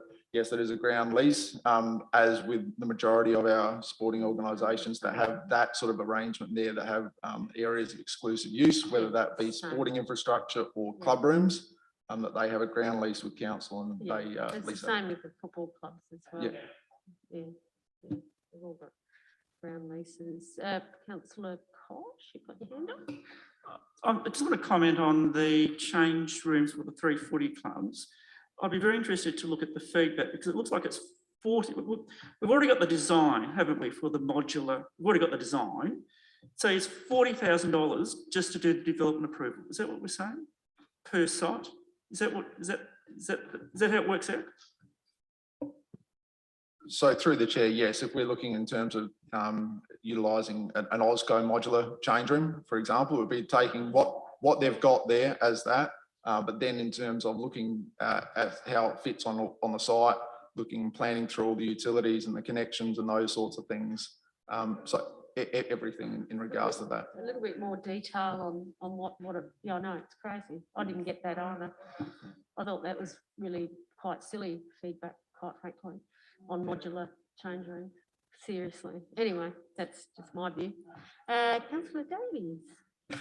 So, yeah, so about the netball courts again, I guess I'm not able to visualize because if it was infrastructure spending, I could understand $175,000, but like the development to investment ready status for 10 netball courts, I just not sure I understand that, because you don't, I guess, need an architect for it. Do you use it like netball courts are sort of a regulation size, and you put down the concrete and you plop down the netball courts, right? Like where's the 175,000 come into it, I guess? Do you want to just explain, because that could be something in notes, and going back to Nathan's point about, you know, just understanding where you get that cost from. For sure, in regards to that, yeah, and as you may sort of explain there in terms of, yes, they are, and they're going in a similar location, but there is in regards to all the things around utilities, planning in terms of electrical, engineering, stormwater, all of those sorts of things. And I think I'll pass over to Sam, who may be able to expand on some of the engineering considerations that are required in a project such as that. So what this is doing is getting the projects to about a 30 to 50% design. And what that does is give us confidence in the cost estimate as well. So looking at doing some geotechnical analysis, looking at the sub-meter, you know, the power coming into the site, looking at the stormwater drainage, doing those investigations to produce a design that's more refined than for us to understand any consequences with respect to lease area alterations. Those lease area alterations, if they're beyond the existing lease, will require community consultation to occur, because in terms of if the 10 years more than a 5-year lease. So it's in terms of enabling all of those things to happen in advance. So that's really the nature of it. It's not purely just, you know, say with the change rooms, just to, you know, obviously you've got a pre-design, there's access ramps, there's utilities, there's, you know, other site integration issues, lease issues, consultation, legal arrangements that need to be finalised. All of that needs to happen in advance to give you a higher score in, like as Bryce said, in the assessment, and it takes a lot of pressure, a lot of risk out of the project delivery. Yeah. I think that's, and again, I think if we get those notes just noted down, we can refer to them and reflect on them, and it might bring up more questions, but it might also address some of our queries on some of these numbers. Any other questions at this stage? Now, David, have you got, oh, BEC right there. So any comments you'd like to make, David Barrett? So through the chair, thanks, Mayor Karen. Just two comments for the two bids. The first in terms of new capital. So the first bid has actually come through from our Gawler Heritage Collection Committee around art storage racks at the Heritage Storeroom, G1 and the lower ground floor. So that's actually been processed through council already as a resolution to include as a budget bid. And it'll deliver that increased storage that we desperately need down there to bring more of the collection back home and close down our off-site storage in the long term.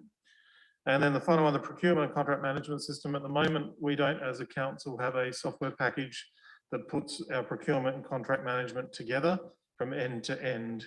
This system will provide that. So at the moment, we're using a range of various techniques around Word documents, Excel spreadsheets, and contract templates. This system will enable us to essentially enter some data at the front end, and it pre-populates all of our templates for a request for quotes all the way through to the contract in the end. So it's a really great efficiency driver for council in the future. That's the implementation cost of 64,000, which is all the data migration and importing and setting up the solution. And then we'll be able to realise productivity gain within the organisation as a result of that system. Thank you, David. Nathan? And again, just to reiterate the theme, there's efficiencies that's going to be picked up there. So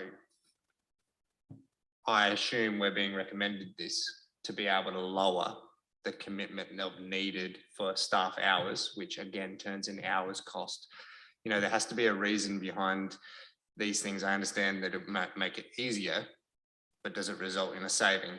Those are the comments that I'd really like to be able to see, because I think there's also in here, oh, sorry, I might have read the wrong page there, but what's the, oh, that was the other point. So the net cost has come into some of these spreadsheets, but then the annual dropped off. I didn't really understand that side of it either. So what was the annual cost on that particular bid for maintenance? Sorry, I've lost my page here. So we're back at procurement and contract, you mean? Yeah, so the 64 grand that David was just explaining, yep, was how much per year in maintenance and depreciation cost and all that sort of stuff? So through the chair, the future cost of depreciation is 6,400 because the life of the asset's been estimated at 10 years. 10 years, yeah, okay, no worries. Thank you. Okay, I think we'll keep moving. Now, we've got below, any comments around below the line at this stage, Kelvin? Just one. I guess page 4 or 5 obviously relates to the beautification program. Given all the talk about cutting debt, I'm not surprised that it's below the line, but it's just so disappointing. You know, we've done the beautification plan, we've designed the work, and now we're ready to actually do it. And all of a sudden it dips below the line. So yeah, it's disappointing. But I've also been banging on about Wright Street roundabout since I got on council, and that's no further advanced either. So on 2 counts, it's disappointing they're both below the line. I'll wait to the budget bid I've put in for the Wright Street entrance to discuss that at that time. Okay, thank you. Unless you want me to do it now. Do you want to do it now? You can. Well, I can, yeah. On my budget bid, which was for $50,000. So, hang on, we'll just make our way to the elected members' budget bids. Yeah, for the new and infill street planting on the Wright Street entrance. Now that's taken directly out of the beautification plan. If you recall, there was a concept plan drawn up for every entrance. I've picked this one because it's the cheapest and the one with the least amount of work. So for the $50,000, we can install the street trees from the Jack Cooper Drive roundabout all the way up to the Overway Bridge Road. And it would be directly in line with the recommendation from the beautification plan. So given that the major work of the $245,000 has been ousted from the budget, I hope the council would support that staying in the budget. Okay. Nathan, do you want to present your bits? Or do you want anything you want to say? No, look, I can probably start running through them if you like, because they do sort of go back to some of the bids that are below the line for staff initiatives as well. So I might, bear with me, I might have to flick back and forth, but so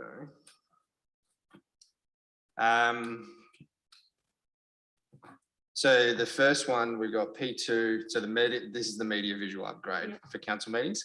I got $25,000 there and future costs, which thank you, David, and your team for being able to supply that. Now, it is noted in there that this was put to council and it slipped through. I wouldn't mind having another crack because, again, for all the things I've debated before, it provides a level of communication that it's one of those silver linings that we had from COVID-19. We had to move on the digital platform.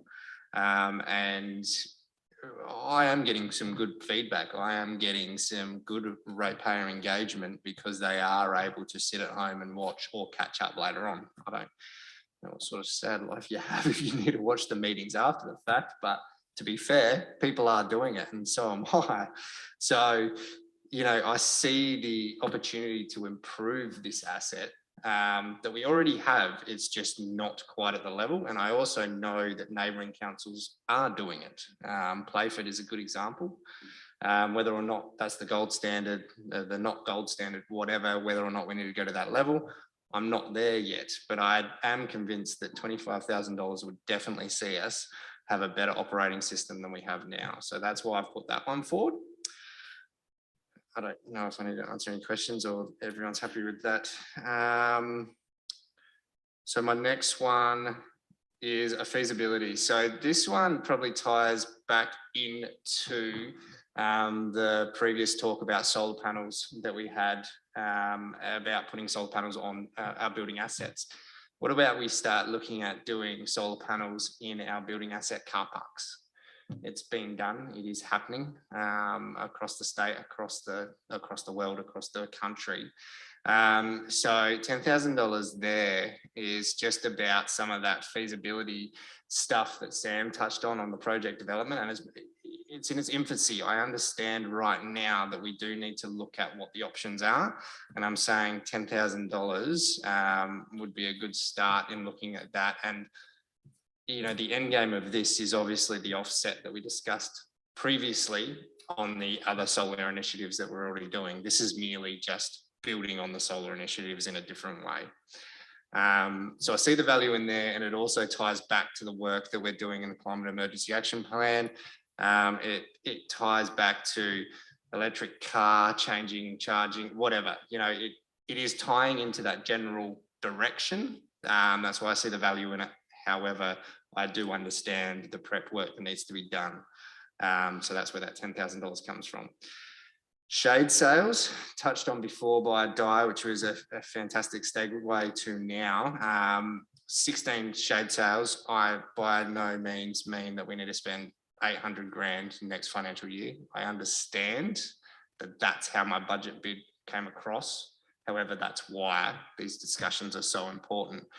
But this is there to be able to say, look, I reckon we need to start looking at these things because we're only getting a hotter climate. We are providing shade sales in some of our premium parks. It would be really, really good to start rolling them out and being consistent and start getting that shade over these areas that are being more utilised as our population grows with younger families and all that sort of stuff. What is the cost of a single? A single's $50,000, as Sam's highlighted, and I'm more than happy to work in with staff in this because I think there's work being done in asset renewal and playground auditing and all that sort of stuff that maybe that $200,000 playground that Di flagged, that asked about the shade sale, maybe we turn around and drop my budget bid, but up that one to include a shade structure this year. Because I'm just looking at, we had, wasn't it 300 grand for elected member bids? So I think we should aim for a total of 300,000 for elected member bids. That was what we agreed as part of a council resolution. Oh. So I like your idea of adding some, and having, and bringing it up in subsequent years, so we actually have a bit of a rolling program rather than doing them all at once. Yeah, absolutely. And that's what I mean by that particular one can drop out of here and be picked up in a staff bid. And another one of mine is exactly the same. So shade sale, so I'm more than happy if that's the general consensus that staff make that bid work in with the work you're already doing in that space. If that's sort of, and we discuss this when it comes back, if everyone else is happy with that. Well, because it's a workshop, I'll just reiterate that we're not making decisions tonight. Oh, of course, certainly but we can reflect on those ideas and perhaps feedback to staff on what we think. So that's my feedback. I would be happy for that to drop out and be picked up elsewhere. That's fantastic. I might work down Paul Posh and you, and then we'll go back to, and then I'll do one, and then I think Nathan, you'll back up. All right? Yeah, that's fine. And we'll just work down. So Paul? Yeah, mine's about a flail mower, and I think this may not be, it depends whether we've actually got a tractor that can actually operate it. That's the big issue. But I just have we got a tractor that can operate it? Is that a yes or a no? I think I'm working on it. Okay, good. Oh, right. Because he's working on it. Yeah, what does that mean? Okay, what it is, it's a type of mower which uses flails that, like the little triangles, metal triangles, and it's not rotary, but they go around a shaft and they bash things. What's so good about it? Well, what's really good about it is you can use it, if it's articulated, you can use it on banks and slopes. So you're getting people away from working on slopes. It's a safety thing. Plus, it's very good. You can set it at the height you want. So in very stony, rough country, you can run the flail over it and get rid of the weeds. I worked for Salisbury Council, and it used to take us 3 months to do all the fire tracks at Salisbury Council. I used to, that was what my job was, to bloody whippersnip these, 4 months actually, whippersnip these fire tracks. When I left and did other things, they got a guy in to do it in 2 weeks. So a lot of those rocky, yes, all those rock things. Yes, you do all those. Developers love. Yeah. Because what if you have a rotary mower, it hits rocks and wrecks the mowers. The flails, when a rock hits the flail, hits the rock, it just tips back. So the efficiency, going back to Nathan's point about efficiency. Oh yeah. Because what it'll do is you could then be able to do Schomburg Drive, a whole range of other places, and especially the creek, the steep bits that you need to get to. You can use this articulated arm, it goes like that. And the actual flail moves like that and like that and like that. So you can actually do vertical cuts if you want. They're really, really efficient. They're fantastic fun to use, actually. Right. So, yeah, but if we've got a tractor to use it, I think it'll be a great asset for our council. So I think some efficiencies of how that Huge can efficiency. save time. I don't know if you've got any thoughts on that, but that goes back to those notes of, is this a bid that would save time and money? Sounds and like it's safety as well, because you're taking people off slopes. I used to have to work on banks with whippersnippers, and the machine just comes and does that. Okay, so. Well, yeah, I have used it on hedges. I've used it doing, but for example, when I worked at the Barossa Council, we had to do the hedge at the Lindock Cemetery, and fellas were standing on utes with, whippersnippers with blades on it. I got this guy in, and he did it in a day, where these guys are dangerously doing things for a week. It's just phenomenal. So it's quite a good efficiency. Oh, it's efficiency and safety. You go through everything. It's fantastic. And they're fantastic fun to use and watch. I love them. They're great. And also, if you want to get native grasses to happen, you use your flail mower just above your annual grassy weeds, and you knock them off and your native grasses come through. So that's one way of encouraging native grasses and native vegetation. They're a real winner. I'm really excited about flail mowers. So the memorialisation project is a mosaic project in the new pocket park at the back of the Jeff New mural in Julian Terrace, and there's an extra $10,000 that's needed to complete the project. There's certainly been an application being put in for some funding. I've also done some advocacy work with some MLCs in state government who seem interested in the project. So this is in case we don't get any funding, external funding, so that this project can be completed. And this project is very much around supporting women and families that have been subjected to family violence and domestic violence, and also women who particularly have been killed by partners and ex-partners. So the design is a really subtle design. It's not a confronting design. It's very subtle. It's very reflective, and I think people will be very happy and comforted by the look of the design. It is being done by a community group that don't have a lot of capacity to raise a lot of funds. Zonta and Domestic Violence Network of Gawler, who are one part of that group. The network is not incorporated, I don't think, but Zonta certainly is. So I put that up to try and ensure that that project is completed in the next financial year. But hopefully we get some money as well. Nathan?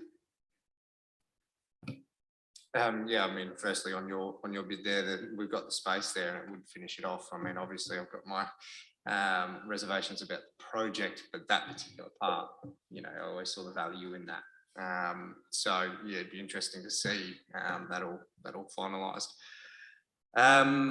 So the monthly community engagement, this one was a bit hard to articulate, I guess. I had a very, very productive conversation with Linda Weiss.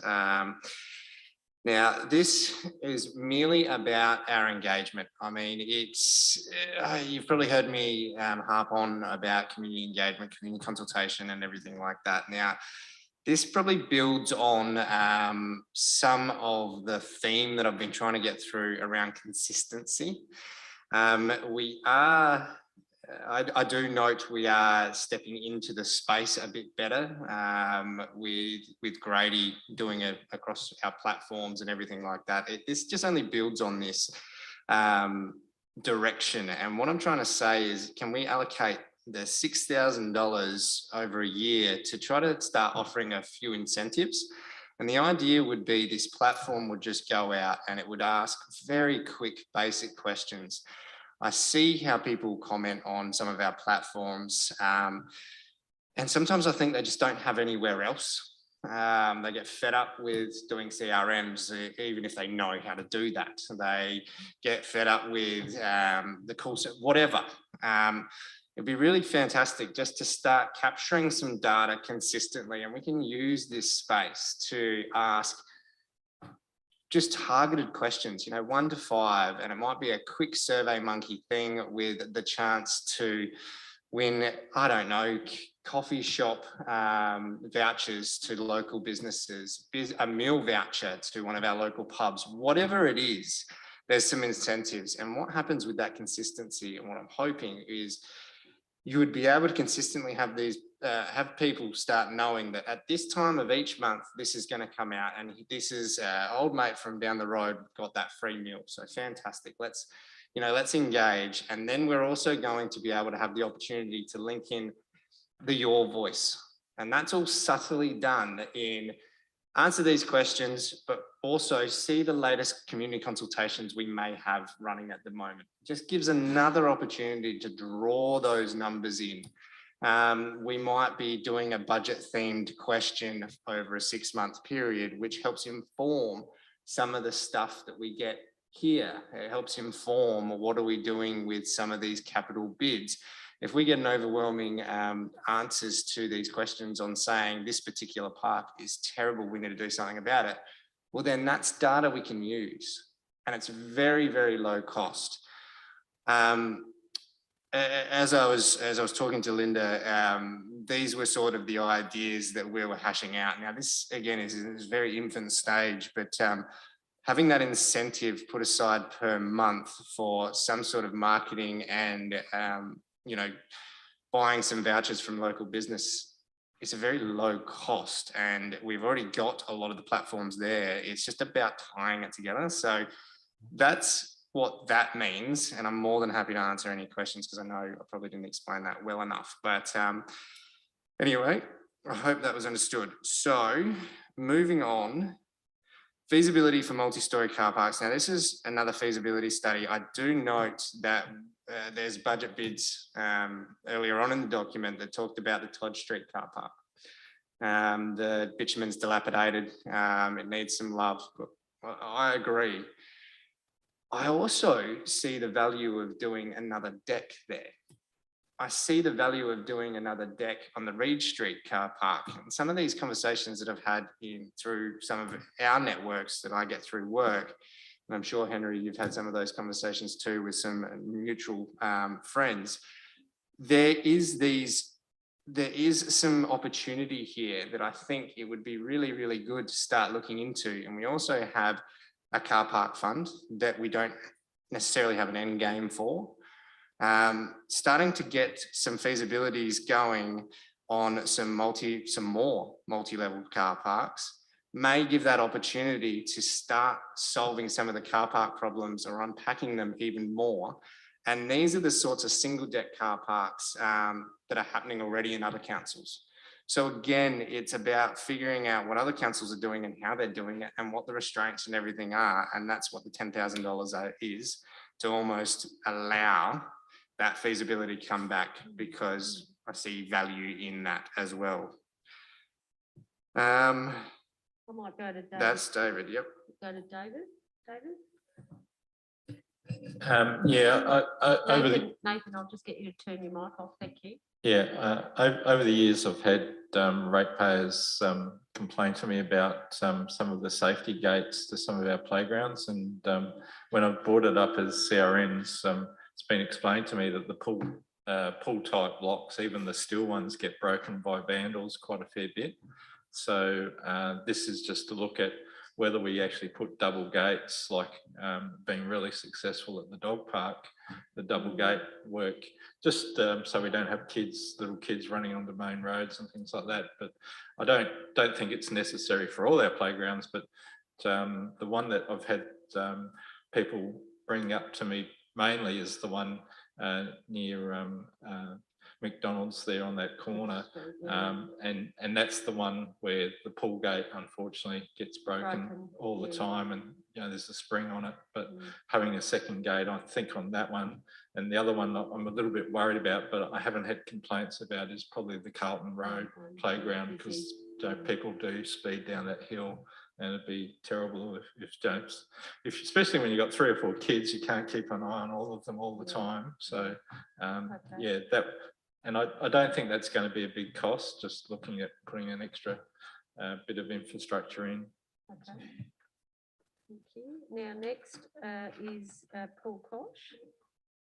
Smart bin trial. Yeah, I mean, this changed a little bit. I did some more research on smart bins and self-compacting bins, and it turns out they're about 10 grand for a single bin. It's about 7.5 for the bin, and then you add your GST that takes up to 8.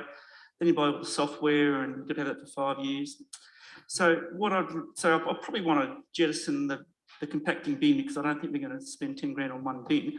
But I would like to look at the smart bin and the sensors, because I think what can happen is that we can send people around emptying bins that are potentially not ready to be emptied, and also bins that need to be emptied that haven't been emptied. I mean, I've seen occasions, I won't go into it, but I've seen it, yeah.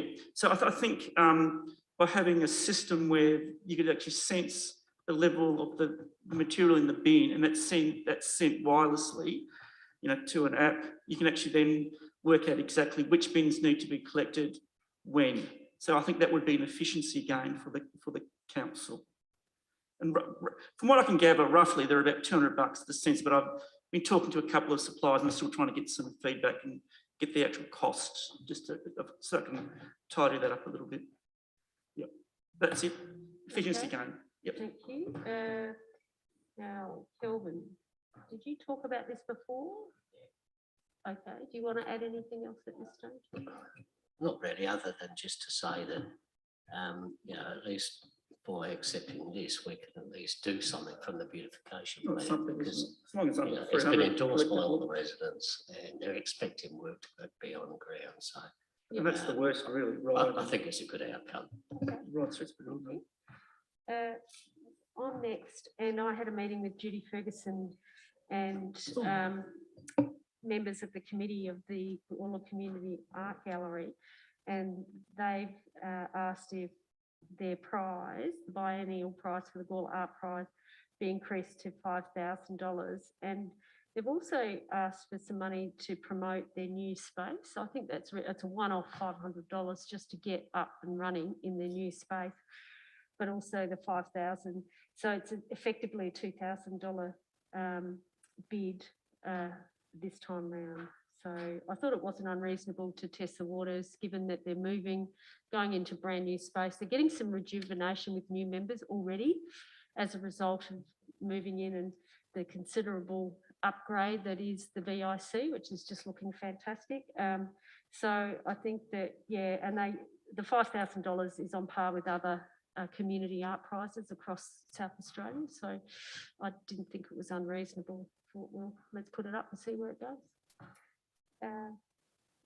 That's that. Now, Nathan, I think we're back to you.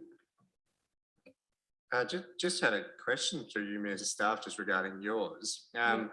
The marketing contribution and where they're moving to, are we going to be doing a marketing thing anyway, that this could all be like, because obviously it's a, you know, it's a good project, we're going to be marketing it. Is this not something we could tie into our marketing budget that's already existing? What they've done already is they've got a new brand, they've got a new design. I think this is ongoing for over 12 months. Certainly when we open the VIC, I'm sure David's got a cunning plan to promote the new centre. However, we don't normally promote unless there's actually a budget or a council resolution to support specific groups. So this is, I guess, because they've had declining membership over a number of years. Now they've got a new area, and I think, I mean, you know, if we knocked over the $500, I think we'd be rather stingy if we did knock over $500 to do some basic marketing. They could go out and they're in charge of their own marketing. Certainly that $500 would really assist them over that 12 months to get them on their feet. They've not really had a home. And I think over the years, the patronage at the train station has been declining, and also because of their lack of disability access, it's just been a really tricky space for the group. So I think, from my mind, I think they put up a reasonable argument to say, just a little bit of help once off, we're not going to ask again. Certainly the art prize is a different issue, but the $500, I didn't think it was unreasonable, and they could spend that as they saw fit on their social media. They've certainly got a new committee member who is really keen on doing things like sponsored posts and that type of thing. So they're getting into that digital space. And I thought that way, not just making brochures that maybe nobody reads, but getting those sponsored posts out and really engaging in that digital, on those digital platforms that they haven't really done before. They do have a Facebook page, but it's not really active. And so I think that that also supports those younger members that are coming in, that I guess it shows the worth of a listening council to say, yeah, we'll give you a bit of a helping hand, and then we'll back off, and you're going to be on your way. So I think that's the aim of that small amount of money. I hope that helps. Yeah, no, it does. I guess just noting that, you know, it'd be great to do both as well. So 500 quarantine to do them, but then also using our platforms to help market them too, you know, would be fantastic. But thank you for the clarity. So the next one is open space. Now, this has been a back and forth conversation through the chamber through the years, and I just don't think we're quite there in tying some of our long-term financial planning, asset management, all the rest of it, to coming up with a plan or a periodic address of how we're dealing with our open spaces. We don't usually get past the conversation of, oh, we can't just turn on the taps. Yeah, you know, that's not necessarily what this bid is. It's about, and it does tie back to some staff bids that are previously noted as well. So I do acknowledge the space is being worked in, but what I'm trying to say is, how many open spaces do we have? How many are dilapidated because we turned the water off in 2000? What is our strategy to say in 3 years' time, we're going to look at this? Is there open space to sell off? Is that viable? If it's not, are we going to turn it into a nature playground? Are we just going to plant it out with trees and help ourselves that way? We need to start thinking about these areas, because I've got ratepayers, as I'm sure you all do, that live in particular areas that are feeling like they've been forgotten. We bought in this area because of this reserve and it was so beautiful and everything. And then 20 years ago, the water was turned off and they haven't been touched. What are we doing about that? Because I acknowledge that the answer may not be, well, let's just go turn on the taps. I acknowledge that. We're in a different time now. I get that. But what's the solution? When are we going to start thinking about a solution? How many times is this story happening in our 42 square kilometre town? That's what I want to be able to unpack with this open space bid. And I think it does tie into some asset auditing that I know there's work being done, and it might not be $20,000. It might just be adding a little bit more scope to work that's being done, and happy to work in with staff in that. But that's what I think we need to start looking at, because if we've got 10 open spaces, we should be able to turn around and do what we do with the footpaths and say in 10 years' time, that's when that reserve is earmarked to be able to get some work done to it. So I might just ask Sam around the auditing. You mentioned about auditing open space assets and what's being done in that space? Yeah, through you, Mayor. We have previously audited our open space assets, and that formed the basis behind a whole of life review that we put to council a number of years ago. They are due for renewal. We haven't been able to, they're actually, I think they're listed below the line because we are focusing on transport assets in this financial year. But there will be a definite push to do them next financial year. We can't let them slip another year. This body work could be embedded within that scope of work for next, not 22, 23, 23, 24. If we were to do that, otherwise there would be, and that's not what Nathan's trying to do, is align our strategy and our operations and develop a bit of a run sheet against every reserve and have a bit of an understanding as to when various elements may be upgraded. That's probably the zenith of asset management. We don't have that at the moment, and this would provide, I suppose, I had a chat with Nathan about his intent of this particular bid, and would provide for really finite level of understanding for members when upgrades may occur, or where there's aspects that are identified that aren't currently funded. Okay, thank you. Councillor Posh, you got a question? Yeah, this is leading on from that. Sam and Nathan, does this lead on from the work that Jerry Charlton did a number of years ago when he looked at all the different open spaces and gave some recommendations? He assessed them as different levels, didn't he? Yes, yes, but I thought that was a very, very good report, and this is an extension of that report. I think that would be good, because he gave some really interesting recommendations, not about just turning on the greenness, but turning on taps. But he talked about the size of green space and native veg and a whole range of other things that would be sustainable financially and environmentally into the future.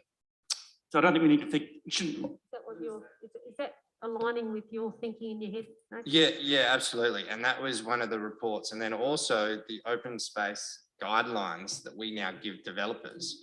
We request a certain way we want open space given to us, but our other open space is nowhere near that. Now, obviously, we can't just turn around and get all of our open space up to that level. But if we have these expectations for new suburbs, what are we doing for our old suburbs? Because right now, my feel is they think they're forgotten.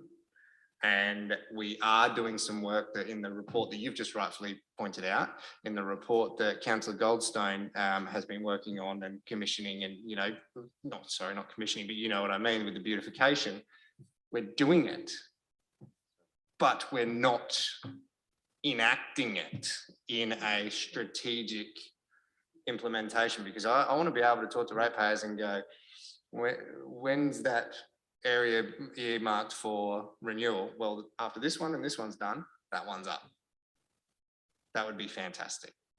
So that's what this is talking about. And $20,000, it's $20,000 because of current workloads, I think, of the IES sectors area. So this might be let's get a consultant in, give them what we've got, and give them the scope as discussed, and see what we can come back with, instead of waiting another 3 years when it's supposed to be in rotation to add more work to a potentially already stretched workforce. So leading on to what Councillor Koch was talking about, biodiversity and sustainability, is that something that Correct. Yeah.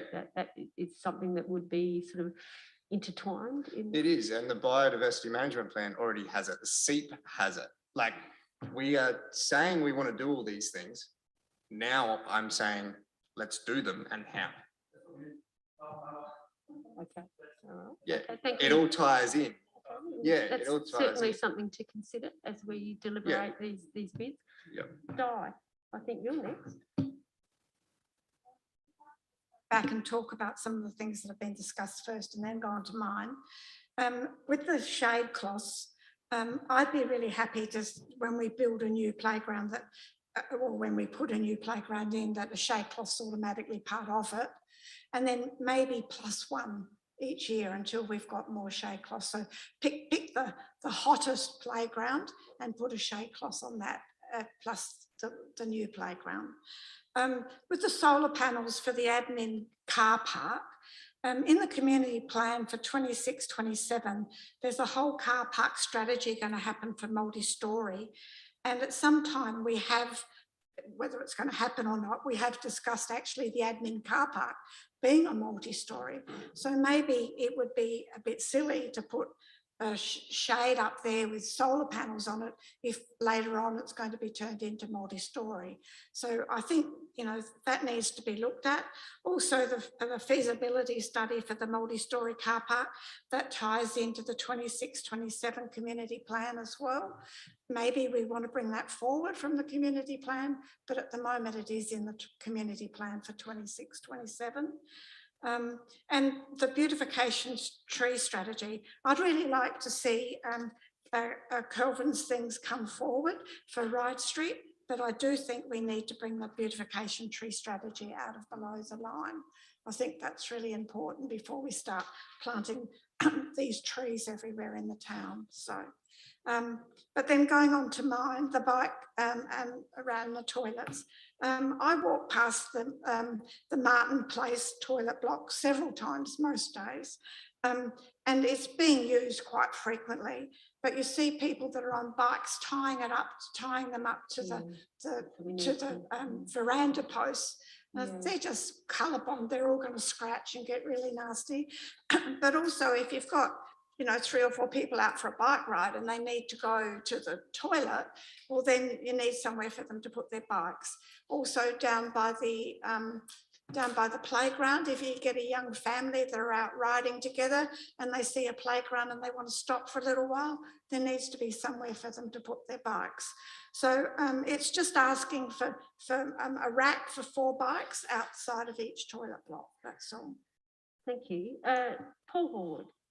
I'm going to go back to the shade sales that was your bid, Nathan Checks, which is currently $800,000. And I'd like to actually have the elected member bid to be 300, to be a maximum of 300 or even under. So you were talking of 50, but you were talking 100. You were talking 50 plus 50. Paul, if we took out 700 out of the elected member bids, what's the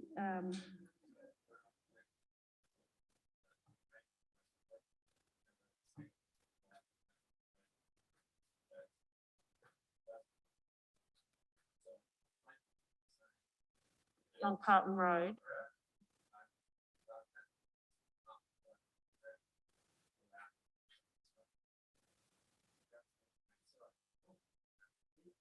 Which would probably sit. Yeah, so I'm gonna stick to our bids at the moment, the elected members, and I've just asked Paul to see where we're sitting with that 300,000, just to give us a bit of a ballpark understanding of. So at the moment, I'm going to leave 50 on yours, Nathan, rather than 800, and just see where it brings us. Because I haven't been adding it up in my head. I don't know if you have, Kelvin. Sorry, I can't hear you. Yeah, the resolution was 1%, an amount equivalent to 1% of the total budget. I think it's 340 something like that. Yeah, so I'm using 300 as a sort of a ballpark type figure, and just see where we're sitting. Just because I think we need fiscal responsibility as well, if we're asking staff to have fiscal responsibility. So how are we going there, Paul? Very well, thank you, Mayor. In terms of the elected member budget bids, if I'm hearing you correctly, Mayor, and we're removing 750 of the 800,000. Yeah, at this stage, leave 50 there. Yes, that would essentially remove obviously 750,000 from those 2 pages to reduce the total across capital and operating initiatives to 232,500.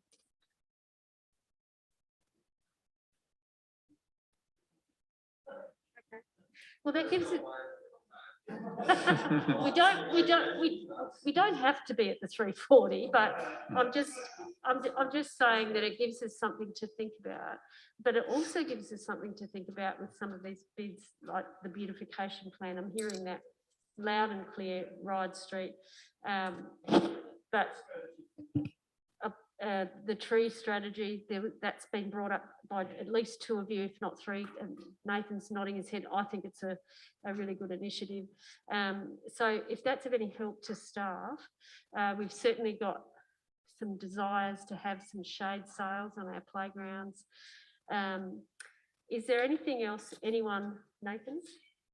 Just in closing, just to pick up on Di's comments, which thanks Di, they were very constructive there. And I completely agree with the admin solar stuff. If there's opportunity to do a multi-level there over a solar, we don't want to handicap ourselves by doing those solar initiatives. And then I would then say, let's take out the admin centre car park to just say this initiative as a whole. I mean, we own sporting clubs, we own a fair few car parks around the place that aren't going to be multi-level. Is there some scope to install these sorts of solar panel shade over those car parks? Is what I would say there.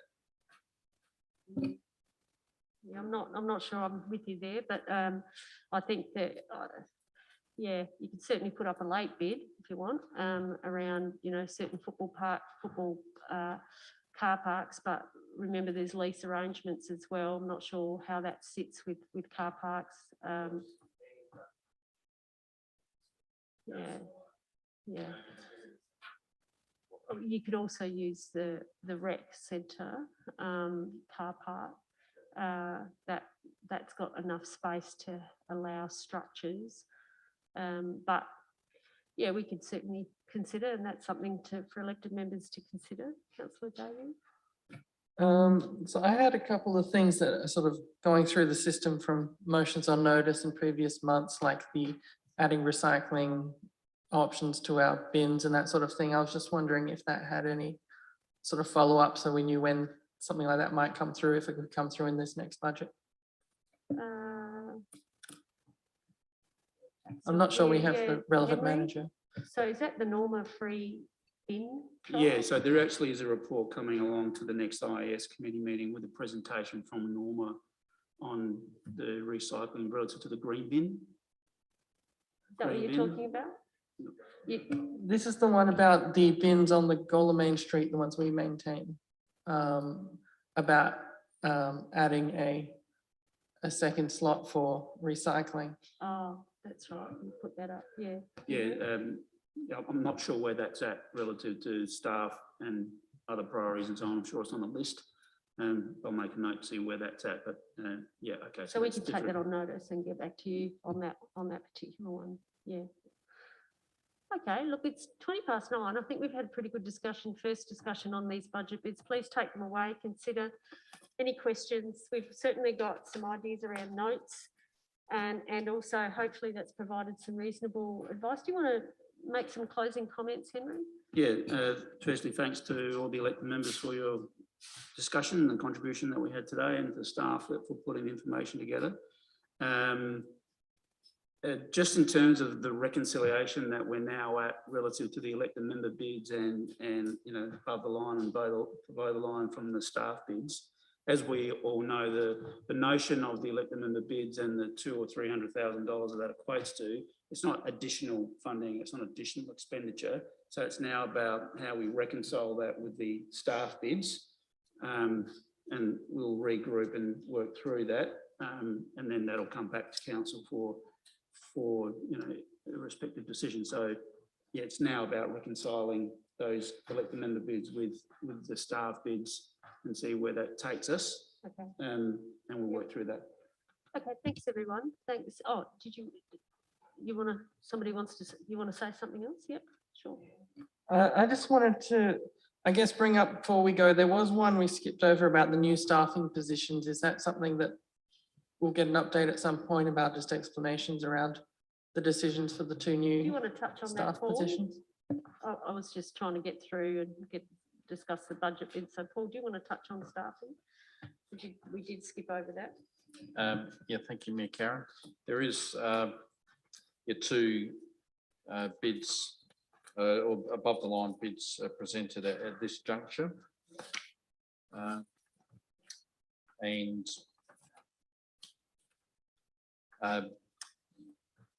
Henry, I guess you can clarify. Where are they, where, Paul? they're just immediately before the elected member budget bids.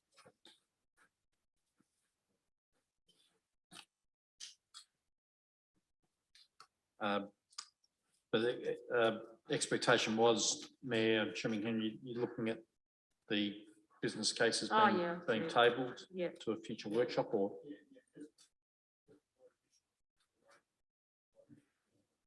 Yeah, and we'll provide that at subsequent. So this is part of the long-term financial plan, which allows for 2 extra positions. Yep. Keep going, Paul. Yes, so yes, you just touched on there, Mayor, that the long-term financial plan provision does provide the capacity for 2 extra positions each year, mainly in, I guess, response to growth challenges. Being the growth council we are, and that those impacts will be from time to time in different pockets of the organisation. And the 2 bids we've tabled for tonight is one in relation to my division relative to a management accountant, assets and reporting. And similarly, Sam has a bid through his division, as we've referenced there, a contract administration officer. But we will be able to provide supplementary information to the to the next workshop. Okay, that'd be quite useful. And Mayor, I'd just also suggest if members do have any questions in the meantime on this or any other information provided, by all means, shoot us an email or pick up the phone. Nathan? Yeah, sorry, I did have a one note. So contract administration officer, same thing as project management question. I would say in that business case, it would be really handy to know what we're predicting this contract administrator, what he or she will manage in contracts dollar-wise, because we're saying again another 105,000 in a contract administration role, another 750 in project management, which the two do overlap, given the way that I'm hearing how some of them may or may not work in comparison to what's on and what's not.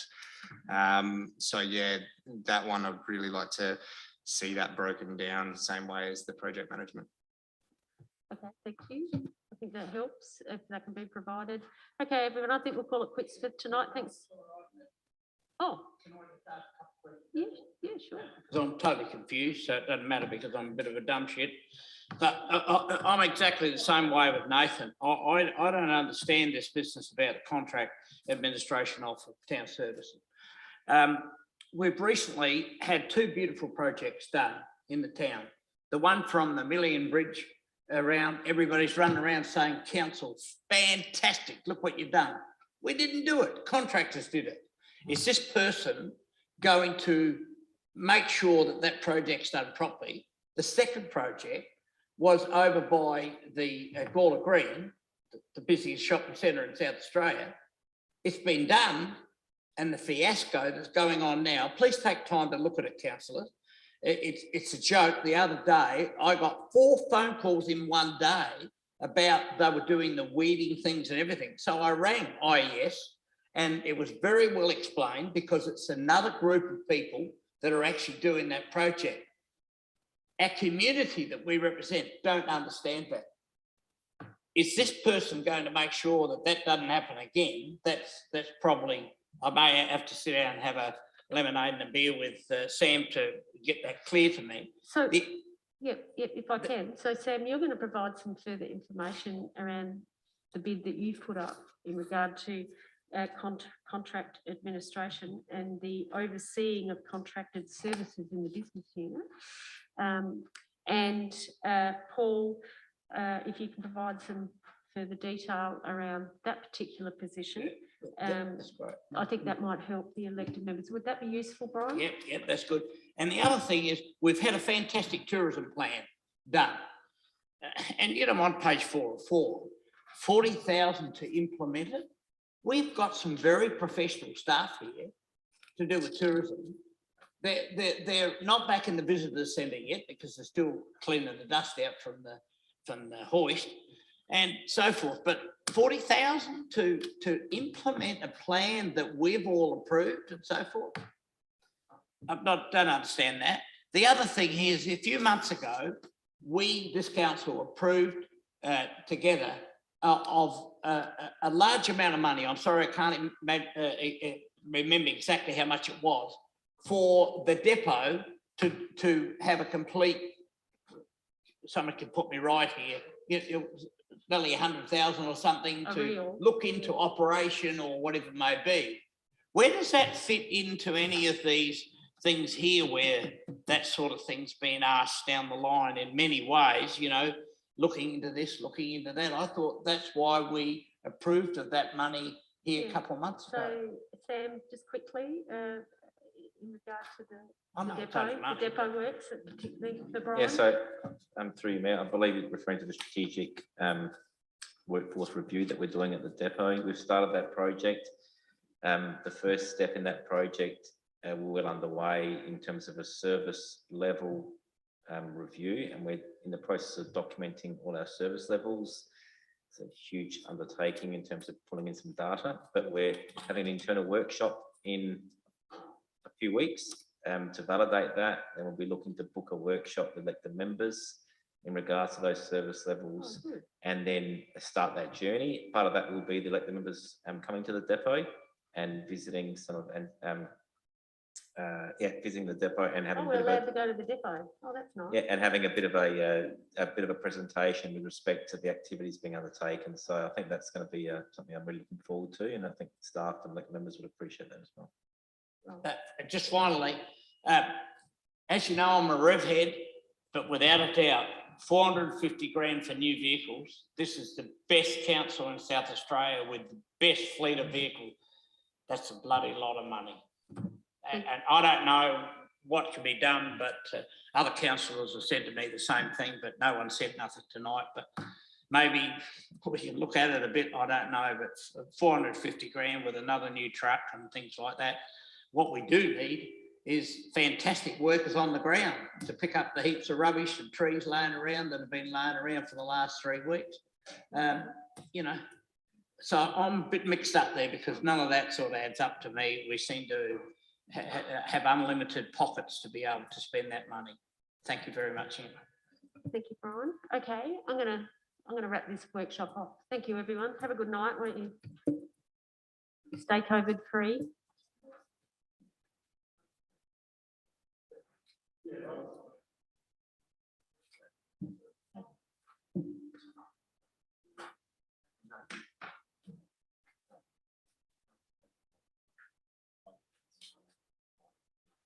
So that would be the managing